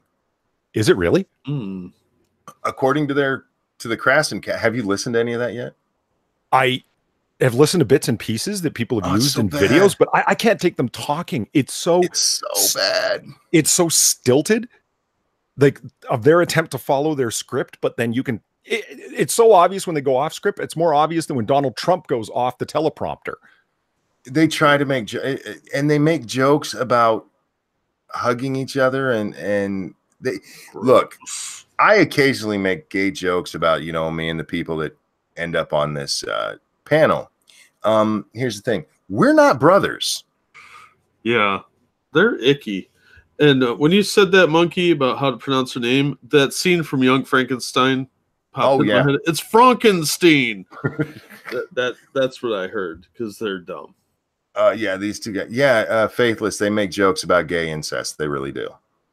You know, guys, I am reading chat, motherfuckers. With the yeah, Prospero asks, I think I figured out why Polly's avatar is always caught in thumbnails. And Random American says because he pays YouTube. And then Diesel Dave says because he talks a lot. And then this is Kyle says because Polly's a living god or something. No, look, I like when Polly's on here because he gives my voice a rest. Oh man, now I feel like a chatty cat. No, it's not a bad thing. It's not. There's a lot of times. It's okay. I talk a lot too. And then people get annoyed with me. Which is why I was resting, because I was like, everybody's mad at me. So I'm going to let them be mad at you for a minute. Yeah. Hang on a second. There's a lot of times where I feel like I am like dominating it. And it's my show, so that's cool. But I also want to hear what other people have to say. So, Polly, you come on. And Jack, he gives us our jokes. He's our comedy relief. You come on and you actually have stuff to say, and you talk for a while, which is great. It's a good thing. What is SDA? What is SDA? Well, you're not here very often. Oh. This is kind of a regular panel we have on right now, except you. You're irregular. You're the irregular backup, SDA. Polly. I do my best. What did you ask, Jack? I said she's the backup, Polly. See, when Polly's voice inevitably gives out. Yeah, when your voice gives out, Polly, she takes over. Do you have a smoking jacket, SDA? Do I have a what? She doesn't even know what a smoking jacket is. You know, you damn do, kids. SDA. You read enough fiction. You know what a smoking jacket is. I'm sure you've seen one at some point. They're like they're velvet. Like you might very Victorian looking, old school. Oh yes, I do know what they are. You know, with the big lapels, and they're often quilted. You know, yeah. Try not to get a boner when you're describing it, Polly. Gee, he's got a smoking boner. Guys, this is a good time to remind you. I'm not Jewish. Just clearing that up. I don't know why somebody thought I was Jewish all of a sudden. He's not the Jew. This is not the Jew you're looking for. Speaking of Jews, this is a good time to remind you that the Monkey in the Morning show is brought to you by the Ranting Monkey. If you'd like to support the show, you can like it, subscribe if you're not already, tell your friends about it, or throw some shekels at me. You guys pimp your stuff out in the chat over there, because I'm too lazy. Oh, I'm releasing a new book. If you guys want the first one in the series, if you guys haven't like used your Kindle Unlimited thingy, you can read the first one for free if y'all want to. That's a thing. Yeah. Polly, Jack, you can show yourselves over there as well. I don't even know where to go from what we've talked about so far, because this shit is annoying me. It really is. And with the story we talked about yesterday, the one you mentioned, Jack, with the guy pulling the gun on the MAGA people. Now, there is a little more to it. It's not that he saw people wearing a MAGA hat and immediately pulled a gun. He saw them, gave them the finger. It was a couple. The guy involved comes over and talks to him and gave him the finger back. And when he gave him the finger back, that's when the dude pulled out his gun, which is a little overreactionary, in my opinion. A little bit. A little bit. Somebody gives you the finger, you ignore it, because that's what grown-ups do. Especially if they're giving you the finger back. Yeah. I mean, come on. You started it. You don't get to be all offended when they do it back. So, yeah. And it's getting crazy. We had the story yesterday that came out about the Vans store in some mall where a 14-year-old kid walked in and the employee told him to take off the hat. And he's just like, no. And so the employee said, fuck you. And the kid goes and tells his mom, and they come back, and they actually have a camera on when they come back. Because that first part, nobody's seen. Because, there was no camera on at the time. But mom asked him, did you say that to my son? And he goes, yeah. And so she goes and goes up to the manager and explains what's happened. And the manager goes, well, you can leave now. Like, what? Yeah, that guy should be fired. Oh, he was. Vans came out on Twitter and announced, yeah, they'd fired that guy. But they didn't say what happened to the manager. And I don't necessarily think the manager needs fired. The manager definitely needs a training course. Oh, no, I think he should be fired. The employee needed retraining because maybe he and be like, hey, you can't do that. That's not okay. Oh, okay. Because he's a $7 an hour wage slave. The manager, fuck him. Better. I would have fired both of them. Yeah, I would understand firing both of them. But at the very least, that manager needs retrained because maybe he just didn't understand. You know, he was like, I don't know how to deal with this. Okay, I got your complaint. He handled it very, very bad. But the what is with it? I mean, we had that at the vape store, the employee who just screamed his fucking head off like a fucking lunatic. Yeah, people are crazy, man, and they're getting crazier. I was so not surprised with that vape store though, because I have because it's a chain, and there's a location near me, and all those employees are fucking dicks. Yeah, okay. Sorry. Being a dick is fine, but there's a difference between being a dick and being. That dude was insane. I know, but they're all dicks. I don't even know what I would do if I ran into somebody like that. When you were done laughing, you mean? Well, yeah, other than laugh at him, because you can't take somebody like that seriously. And Jack, you have a book? I have like 7 books. I keep telling you that. Jack has a lot of books. He also has laundry. Jack has books and laundry. We've even talked about this before, SDA. You're right. Look, SDA is hey, it's 3 a.m. I'm writing a paper because I forgot to do it a week ago. It's probably not due till next week, is it? No, it was due on Thursday. Don't worry about it. All right, fair enough. But I had a 102 fever on Thursday, so I think that makes this okay. Yeah. Well, yeah. With the vape store guy, okay, maybe vape stores hire like weirdos or something, but it seems to be a trend that people are overreacting to the sight of a hat. Yes. And I don't understand that. Like, I totally want to get money to buy a MAGA hat now just to see the reaction I'll get. I'll walk down to OSU and see what's up. If I was younger and in better shape, I would buy one just to be an asshole. I really would. But I like to fight, so I would be. Seriously, if you're not a fighter, I'd be scared to wear one.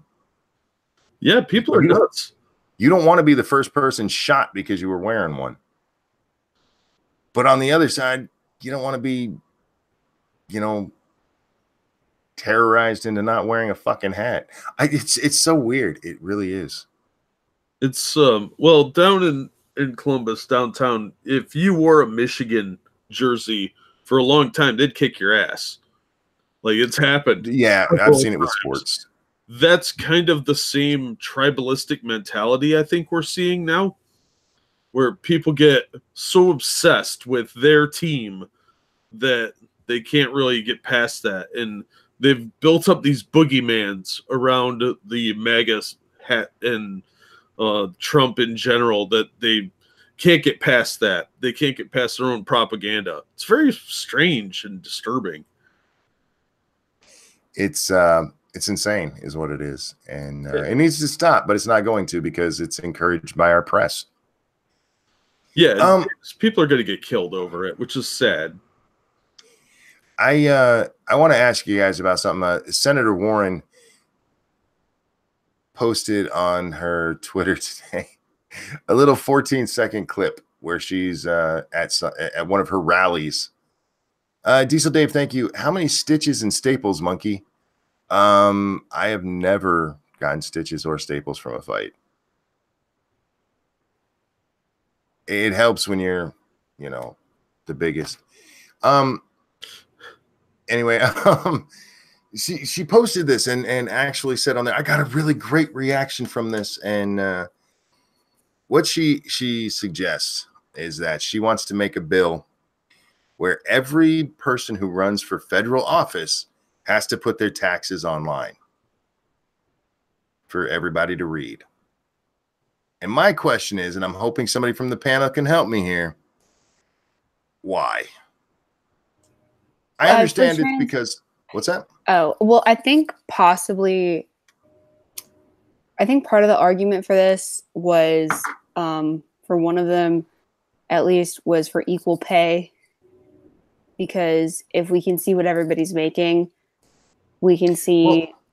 Well, that wouldn't work in this case because, I mean, you have like AOC. She's I know it wouldn't work, but I think that's one of the arguments. Well, this has come up because Donald Trump refused to release his taxes. Most presidents have, and he's like, "Fuck you, no."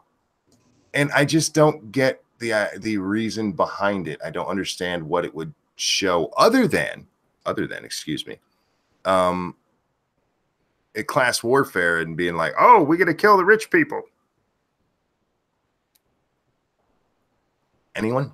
I think it's just some nonsense thing. I don't understand the big It is nonsense. The tax returns. I don't give a fuck how much money they made. It's just class warfare. Snubber, thank you. It's simple. The symbolism to have associated with hat to their narrative, kick to times 50. They are huge on symbolic gestures. Well, yeah, that's communist propaganda, though. The symbolism of communism was like that. And I find a lot of the parallels disturbing these days. That's because these people are fucking commies. I know, but there's no excuse for that. We defeated them. Why do we want to go back to that? And Trump needs to stop saying that there will never be socialism in this country and just switch it and just go no commies. Because that's what these people want. This is not fucking socialism. It's communism. Stop it. Imagine President Trump's popularity if the news coverage wasn't 93% negative. Right? Yeah. It's amazing. And they did that with Obama, too. And his was like 90% positive. It's amazing how popular presidents are when they get really, really good news coverage. Better dead than red. You're not lying, man. These fucking commies need to go away. They need to take a one-way helicopter ride to wherever they want. I don't know. All those sexy bread lines back in the day. You know the one, seriously, this has stuck with me ever since I saw it. This is what made me first question. I hadn't even really thought of communism or capitalism, but first made me go, wait, communism does what? There were pictures of people in Soviet Russia standing in a line for toilet paper. And this line looked like the opening of a Star Wars movie. And like, what the for toilet paper? Well, they're having that same problem in Venezuela right now. Like, just go down to the store and buy some. Like, well, they don't have the stores to just go buy them. But then why do people like it? I don't understand. It never works. Diesel Dave says, I've had 12 in my lip, 8 in my left brow, and 26 in the back of my head from a Jack Daniels bottle. Damn. No, my fighting days pretty much ended after school. I only had one fight after that. And it turned out to be a little bit of a riot. I ended up fighting 6 people. And the only thing, I got a little tiny bruise on my nose and a little tiny bruise on my eye that kind of looked like that weird thing women do with their eye makeup now. Shoe on Head does it a lot. That little extra eyeliner, or I don't know what it is. It goes off towards your temple just a little bit. Yeah. I started the fad, y'all. Oh, it's great. I don't bruise easily and I don't cut easily. So, yeah, I got kicked in the face like 6 times that night. I got stitches in my arm from getting bit by a 8-year-old kid. Jesus Christ. Yeah, he locked on, and it was a lot of work to get his little canines out of my arm. It's gross. What'd you do to him? Nothing. I used to work with severe behavior handicapped children. And he was a biter.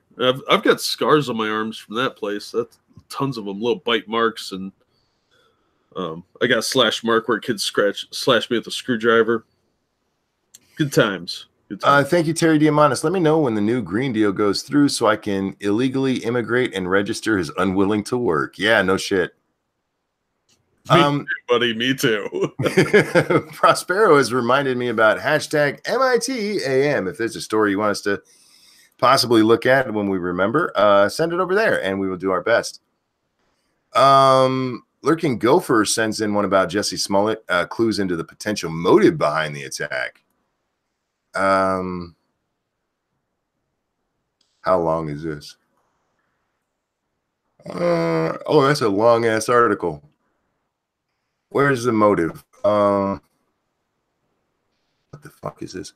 During the search of the brothers' home last week, a piece of paper writing was also seized. CBS 2 is the only news source with video from inside that house. Police evidence logs exclusively obtained by CBS 2 show investigators took the writing sample, magazine, and a wallet with stamps. Ooh. Wow. They took quite a bit of, I guess this is what they took. Cell phones, black face masks, script from Empire, thumb drive, key, receipt, phone, M Nexus, receipt, Empire. Oh, I can't even read half of this shit. Phone and a laptop. They took a lot of shit from these guys. Yeah, they took the script because somebody on the crew was probably a fan of the show, and they're like, "Hey, this is next week's episode." Yeah, no shit. There's another copy of that letter that was sent. Did you get to see that, Jack? Yeah, it was fucking ridiculous. It's so retarded looking. It looks like a 3-year-old drew the picture, and then it's so lazy, so normie level. Yeah. And they didn't even throw away the magazine that they cut the letters from. Well, they might need to make another one. Then we're not dealing with the Zodiac killer here. You know, these guys they're not even good actors. Come on. Thank you, Gopher, for that story. That's a long one. We're gonna skip the rest of that. If you guys want to read it, hit the hashtag and you can check it out. God damn it! Somebody put a fucking One Direction thing in my hashtag. Fuck off. Boatman sends in this one. Great white sharks could help scientists find cure for cancer in humans. Ooh, there's some good news.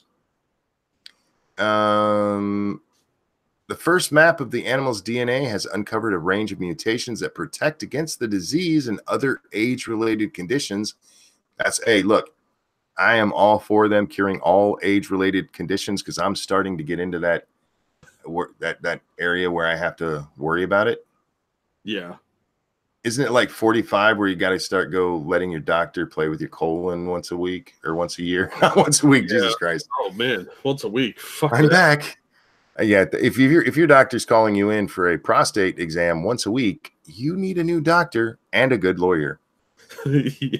Better check for the certification that he's a real doctor, too. Indeed. Let's see. Great white sharks, which measure up to 20 feet long and weigh as much as 3 tons, have been unearthed. Oh, excuse me. It's almost time to talk about titties. You can tell because I'm getting tired. They've been on Earth for at least 16 million years. Over time, they've evolved numerous molecular changes in genes linked to DNA repair and damage tolerance. Cool.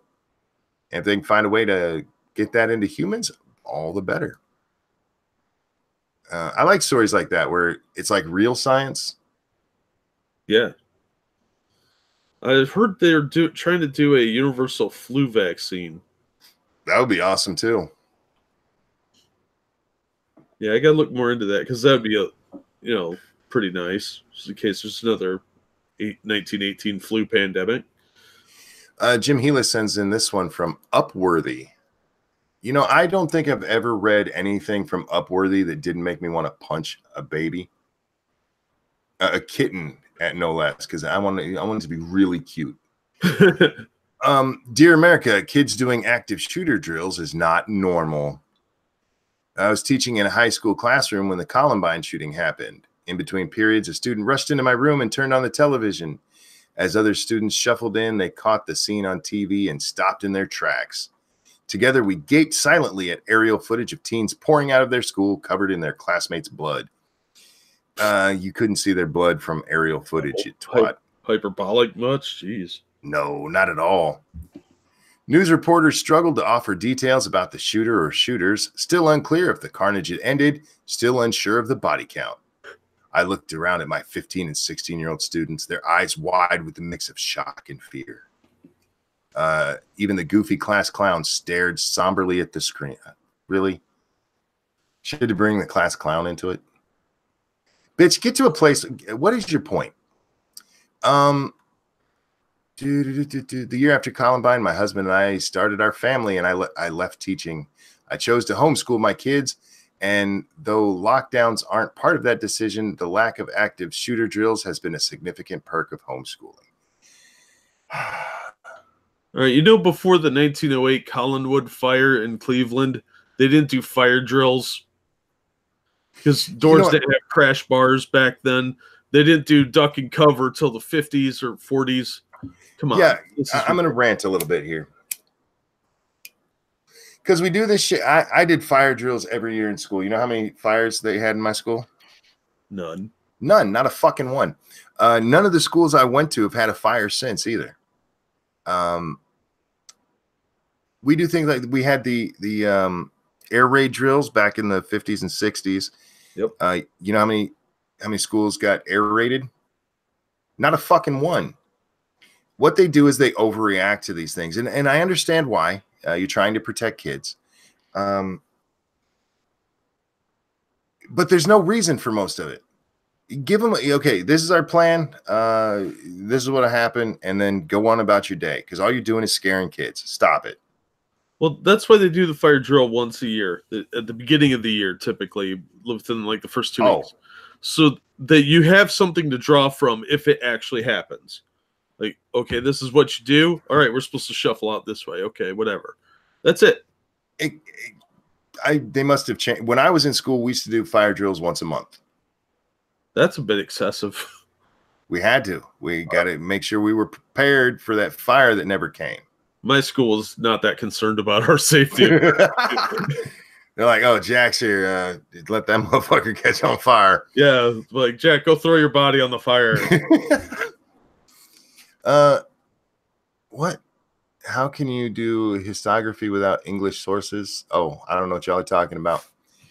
I'm trying to figure out. So my professor like assigned us specific people in. He's a World War One like obsessionist. Like if you take his World War II class, you spend most of the semester on World War One, and then the last 2 weeks on World War II. And he assigned us like specific people to write papers about. And for the first thing, I cannot tell if he wants us to do a research paper or historiography. And the second thing is that on this guy, I can't find any sources on him that are not either written in Italian or German, which means that like I pretty much can't even do historiography because nobody's doing modern research on this guy. So like I got nothing. Just type whatever it says into Google Translate. You'll be fine. Copy paste. Come on. Well, paste. yeah, but like that doesn't historiography doesn't like if nobody's researching him over time, like nobody's researching his life. Nobody gives a shit. All right. Email your teacher. How important is this paper? Pretty important. Oh, okay. I was gonna say just make shit up. No. Seth has the right answer. Just sleep with the teacher. You'll be fine. You got boobs. Show him a nipple. You guys are very helpful. Dress up like Franz Ferdinand and be like, "Oh, assassinate our love."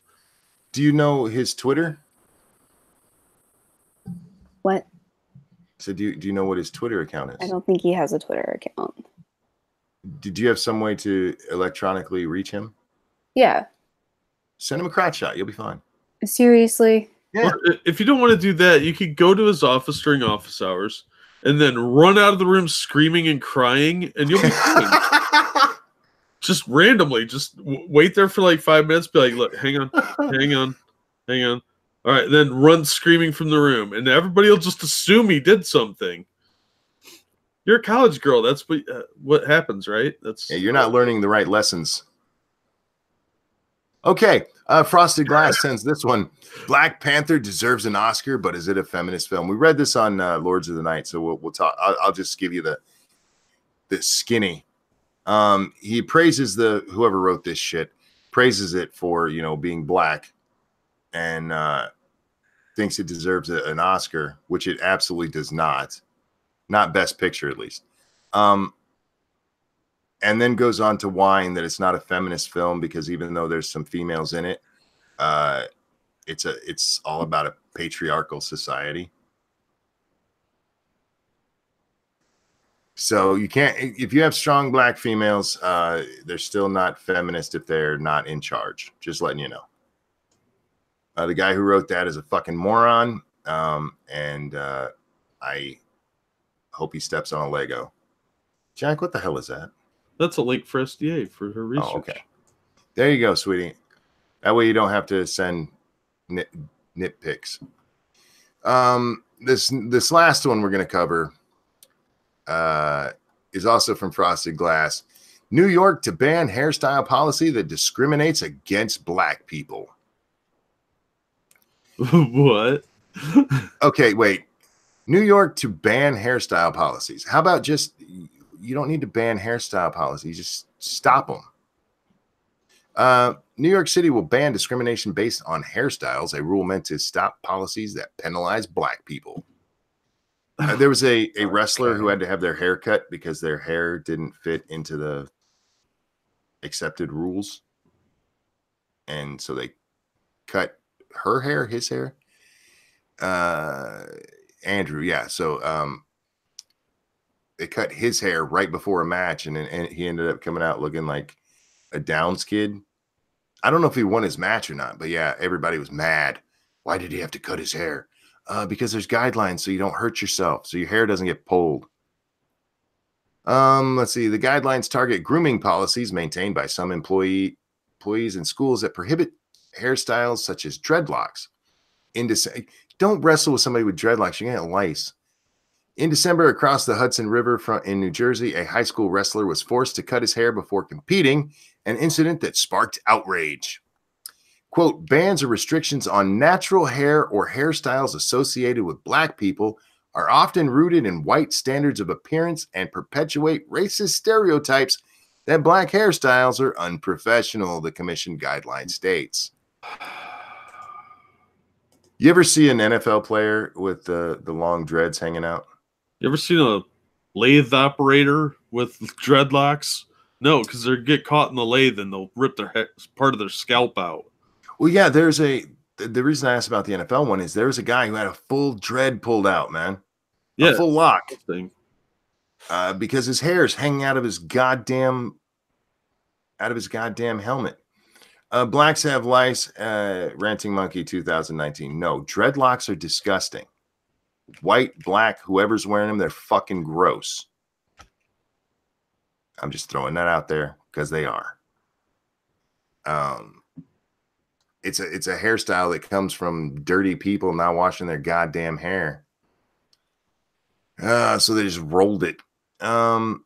Seen that hair ripped out using a lathe, nasty. Oh fuck, man.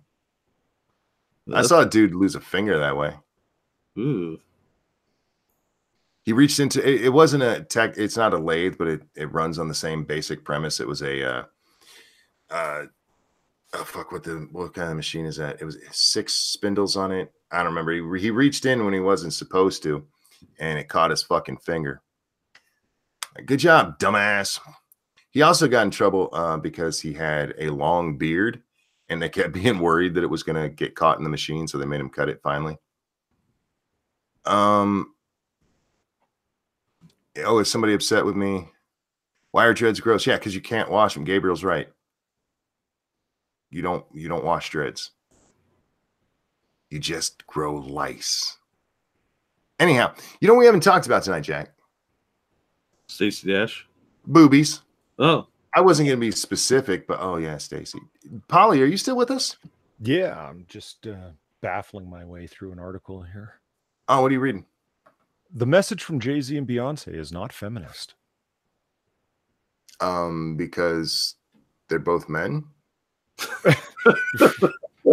Nice. Well played.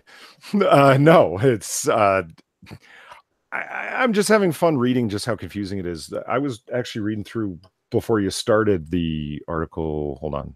Black Panther deserves an Oscar, but why is feminist that Frosted had sent out. And I was like, okay, so who wrote this? And it's Mina Salami wrote it, who's the founder of Miss Afropolitan blog, which covers Africa and the diaspora from a feminist perspective. Oh, fuck off. She's part of the Guardian Books Network. And of course, this article appears in the Guardian.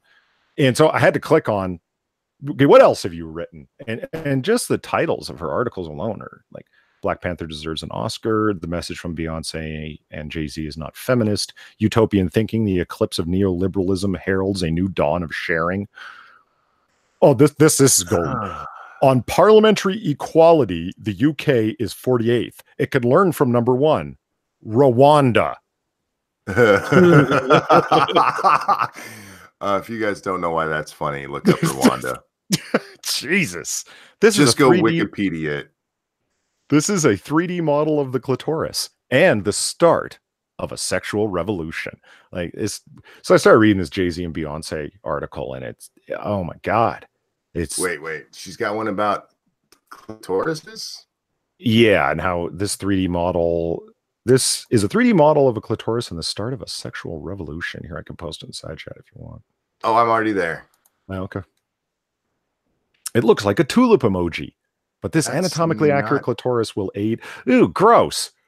That is not what a clitoris. Okay, I've never seen a clitoris that's split in half like that.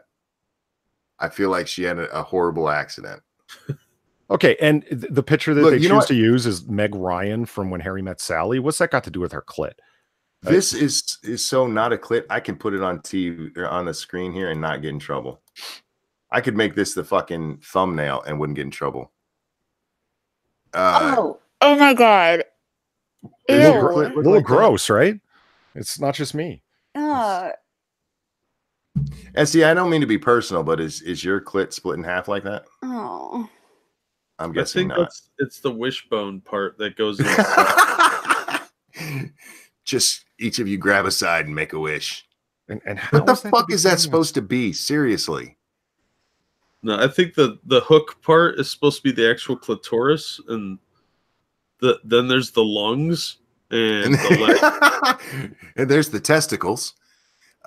This month, pupils across France will be able to use the first full-size anatomically correct model of a clitoris in their sex education class. Okay, here's the problem with that. Just like vaginas in a whole, the entire thing, they don't all look the same. You know what I would do with that thing if I had that model? I'd walk around. Children? Well, there's that. But I'd walk around at like a bar or something and walk up to hot chicks and be like, boop, boop, boop, like it's a dowsing rod. Oh, yeah.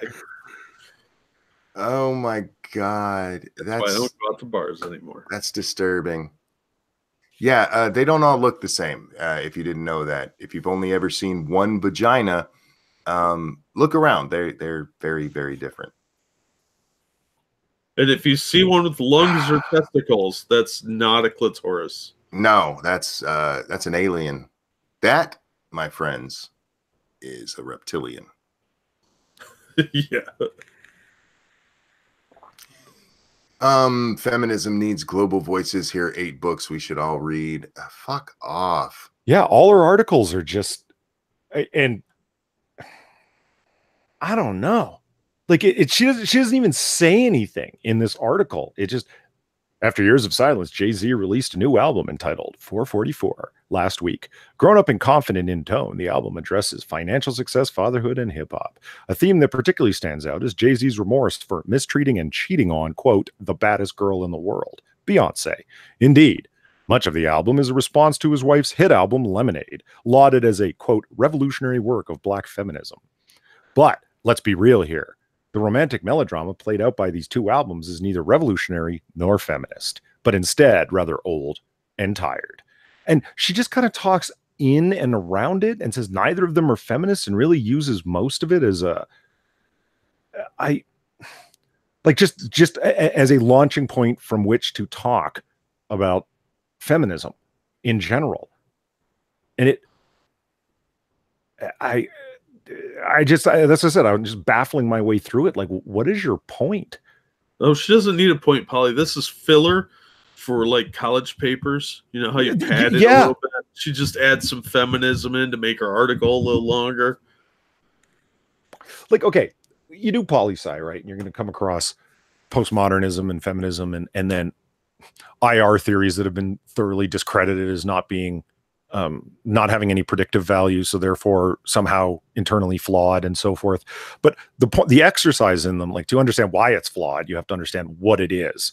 And then so you end up arguing in papers on purpose to what would be a neoliberal interpretation of the relationship between these two states. What would be a defensive realist interpretation of the relationship between these three states? And you have to argue from their perspective. That's the way this article reads, is you vomit up the predictable talking points of the theory to interpret something. And that's exactly how this fucking garbage reads. It's just, as you go down, anything that's considered the status quo, you dismiss it, and feminism is to argue against it. And that seems to be the base premise of feminism. Stop calling it feminism then. Call it power relationship theory, because that's all it ever ends up being anyway. Power disparity studies, something. I'm gonna hop off. Okay. See you later. Hey, Bye, SDA, guys. All right. See you Thanks later. for having me on. Hey, SDA, try that link the second link I threw, and there's some stuff in the references that have links to Google Books. Might be Thanks. helpful. Yeah. Jay-Z's mother comes out as lesbian. Like, you can't survive if your mom comes out as lesbian. no, it just, not that infidelity should be an unquestionable trigger to end a union. Long-term relationships are complex. And just because many of our institutions promote sexual exclusivity within marriage, it does not mean that external monogamy is necessarily the right way, nor is infidelity simply having to put up with a crappy partner who's unable to control their urges. It can be about compatibility, deeper needs, and personal growth. You haven't said anything. There was no point to that entire paragraph. You just said, it doesn't need to be about this. And after all, don't institutional norms suck? And then it shouldn't be about this either, because it might also be about this. What have you brought? What have you said? Real quick, Della Hayes, I want to thank you for the what you just posted there. Barbara, for you to see, put up this thing, I want you to Photoshop this picture, and he did with me, very prominent in it. That's awesome. We'll present that so y'all can see it. Nice. That's not Jack's baby mama. Yeah, that's not nearly as dirty as I expected. And I would totally put babies in her. She's so cute. She really is cute. And I really like her accent too. That's Barbara for you to see. And she's funny. She's got Satsu, got Ghost Poo guys right there. Got Tailed. I'm not familiar with that. There's Bloodwing, SDA. I think that's Omegon. I'm not sure who that one is. I got to watch more videos. I don't know who I'm losing track of who's in the community. But yeah, guys, we're almost at the 2-hour mark. So boobies are great. Just want to throw that out there. I like boobies. That's why, seriously, that's why I watched that video earlier, is because I was like, are her titties that big or is that deceptive? So watch it. Her titties are that big. Minions logo monkey. Oh, right. Okay. The Minions tiger. Thank you so much for the super chat as well. Gentlemen, thoughts on boobies? I'm cool with them. I approve. I like boobies. There was remember on CNN when Brooke Baldwin got all blown out of proportion, upset because the guy said, I believe in two things, the First Amendment and boobs. Yes. It was so sexist of him. He was being such a horrible yeah, I remember that. That was great. She could have. Brooke Baldwin is like the outrage and quick to cry master on her own show.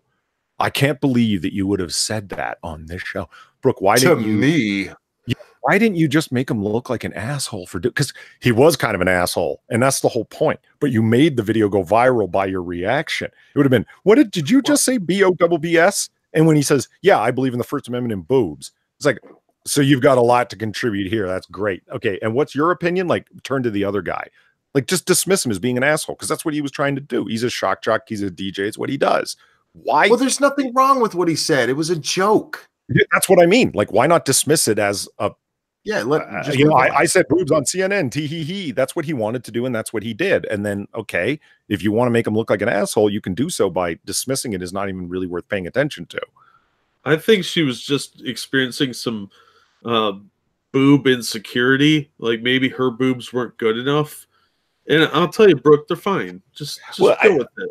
But like I said, she is the woman who is quick to explain her outrage, and go into detail about it. It's like when the guy dropped an N-bomb on her show, because the guy didn't hurl it at somebody. He was using it as an example. He said, if you're going to call somebody awful things like this, that, or the third, and drops an N-bomb in it, and she goes, I can't believe, and she actually started crying that you just used that word on my show. It's like, do you cry when you watch Don Lemon? Because that guy drops N-bombs like it's his last name. Real quick, thank you, Terry Diamandis. As long as you like boobies and not butts, don't want to turn you gay, or don't want you turning gay. I like butts more than boobs. And I think the idiot that thinks butt sex with a woman turns you gay is just imagining a man when he has butt sex with a woman. My problem with her when she lost her shit over the whole boobs thing is if you go through her library of available content online that you can find, a whole bunch of it really, really, really prominently displays her titties. Yeah. I think I did a video on that actually, where I went through and showed different pictures and different cuts where, yeah, her titties front and center and almost visible. But she don't believe in boobs, y'all. Don't say you believe in boobs, because she will lose her shit at you. Well, this is the trouble where one does not know what's okay and what's not, and what's too far and what's not. I want you to understand me as a whole person that has a sexual identity, but don't refer to me in a sexual identity in any kind of way. Don't refer to my sexual identity in any kind of way that's going to insult me. And don't do this and don't do that. Man, quadruple standards abound. There's no way around it. Like the guy said boobs, and he wasn't referring to her boobs. And it's just kind of like, all right, so you're like a 16-year-old on the mic. Moving on. Like that was the essence of his joke, was just to be able to say boobs on CNN. Haha. Like I didn't think it was that funny. It was like it was good for it. It was silly. Yeah, it was silly. There's the best way to describe it. The guy was being silly and pulling a silly prank, saying boobs on CNN. I don't understand what there is to. You lent what he said so much power, Brooke, because it made you full stop in the middle of your fucking report that was not about that and go on into this whole fucking rigmarole about it. Like, but see, no, if I was him, you're right. She should have just ignored it and moved on. Maybe smirked if she thought it was funny. But as soon as she launched into that, he should have called her out on it right there. Bitch, you display nothing but your titties all the time. Why are you acting like this is a big deal? Because no, it's not about whether or not it's okay. She decided she had a feminist moment and she took it, and it was fucking retarded. And there was a whole bunch of people who were on her side. Go ahead, Jack. I'm sorry. Isn't it hypocritical? Because aren't we supposed to view boobs as non-sexual? Indeed. So he was just embracing that and trying to express his feminine side and say that, hey, I believe in boobs. And she was all like, oh my God, she sounded like a turf. That's what she sounded like. Barbara has cut out the rest of the photo and added, because she's asking people to Photoshop this. Look at the position of her hand. Looks like, well, someone's, there's going to be a. Yeah, there's going to be a dick in there. Yeah. Barbara, sweetie. And bodily fluids on her face and so forth. It's going to happen. She's all bent over like, come on, Barbara, come on. Yeah, she knows what she's doing. Come on. I'm gonna look at those pictures. Don't get me wrong, but I'm gonna Photoshop myself in them later. I mean, there's already some. Oh yeah. Yep. Figures. Yep. Is there a hashtag for that? I don't think so. There should be. Hashtag make this sexual. With that, guys, we're going to wrap up for tonight. because I'm getting tired. And we've been doing this for 2 hours. So chat, thank you guys so much for coming. Thank you for the support every night. Thank you for the super chats. That is, I am humbled that you guys think enough of me to support the channel that way. Jack, anything you'd like to show? Hit the like button on your way out and tune into my channel tomorrow at 2 to hear my Jawbreakers review, the controversial book. Ooh. And Polly, anything you'd like to show? There is the link to my channel where Jack Inquisitor and I do comic book curation. Our next one is on Wednesday. Yay! At 10:30-ish p.m. Eastern time. Closer to 11. Yeah, you have to tell them the time to find you too, Polly. No, right. Yes. Tonight I will be on Scribe Light's channel for Lords of the Night, 9 p.m. We are not gaming tonight because it is our night off. So you get Lords of the Night and Monkey in the Morning. So if you like Monkey, take advantage. I'd like to thank SDA, Jack, and Polly. Guys, thank you so much for watching tonight, and we'll see you next time. Bye, guys. Have a good night, everyone. The fuck is my cursor? There it is. Bye, guys.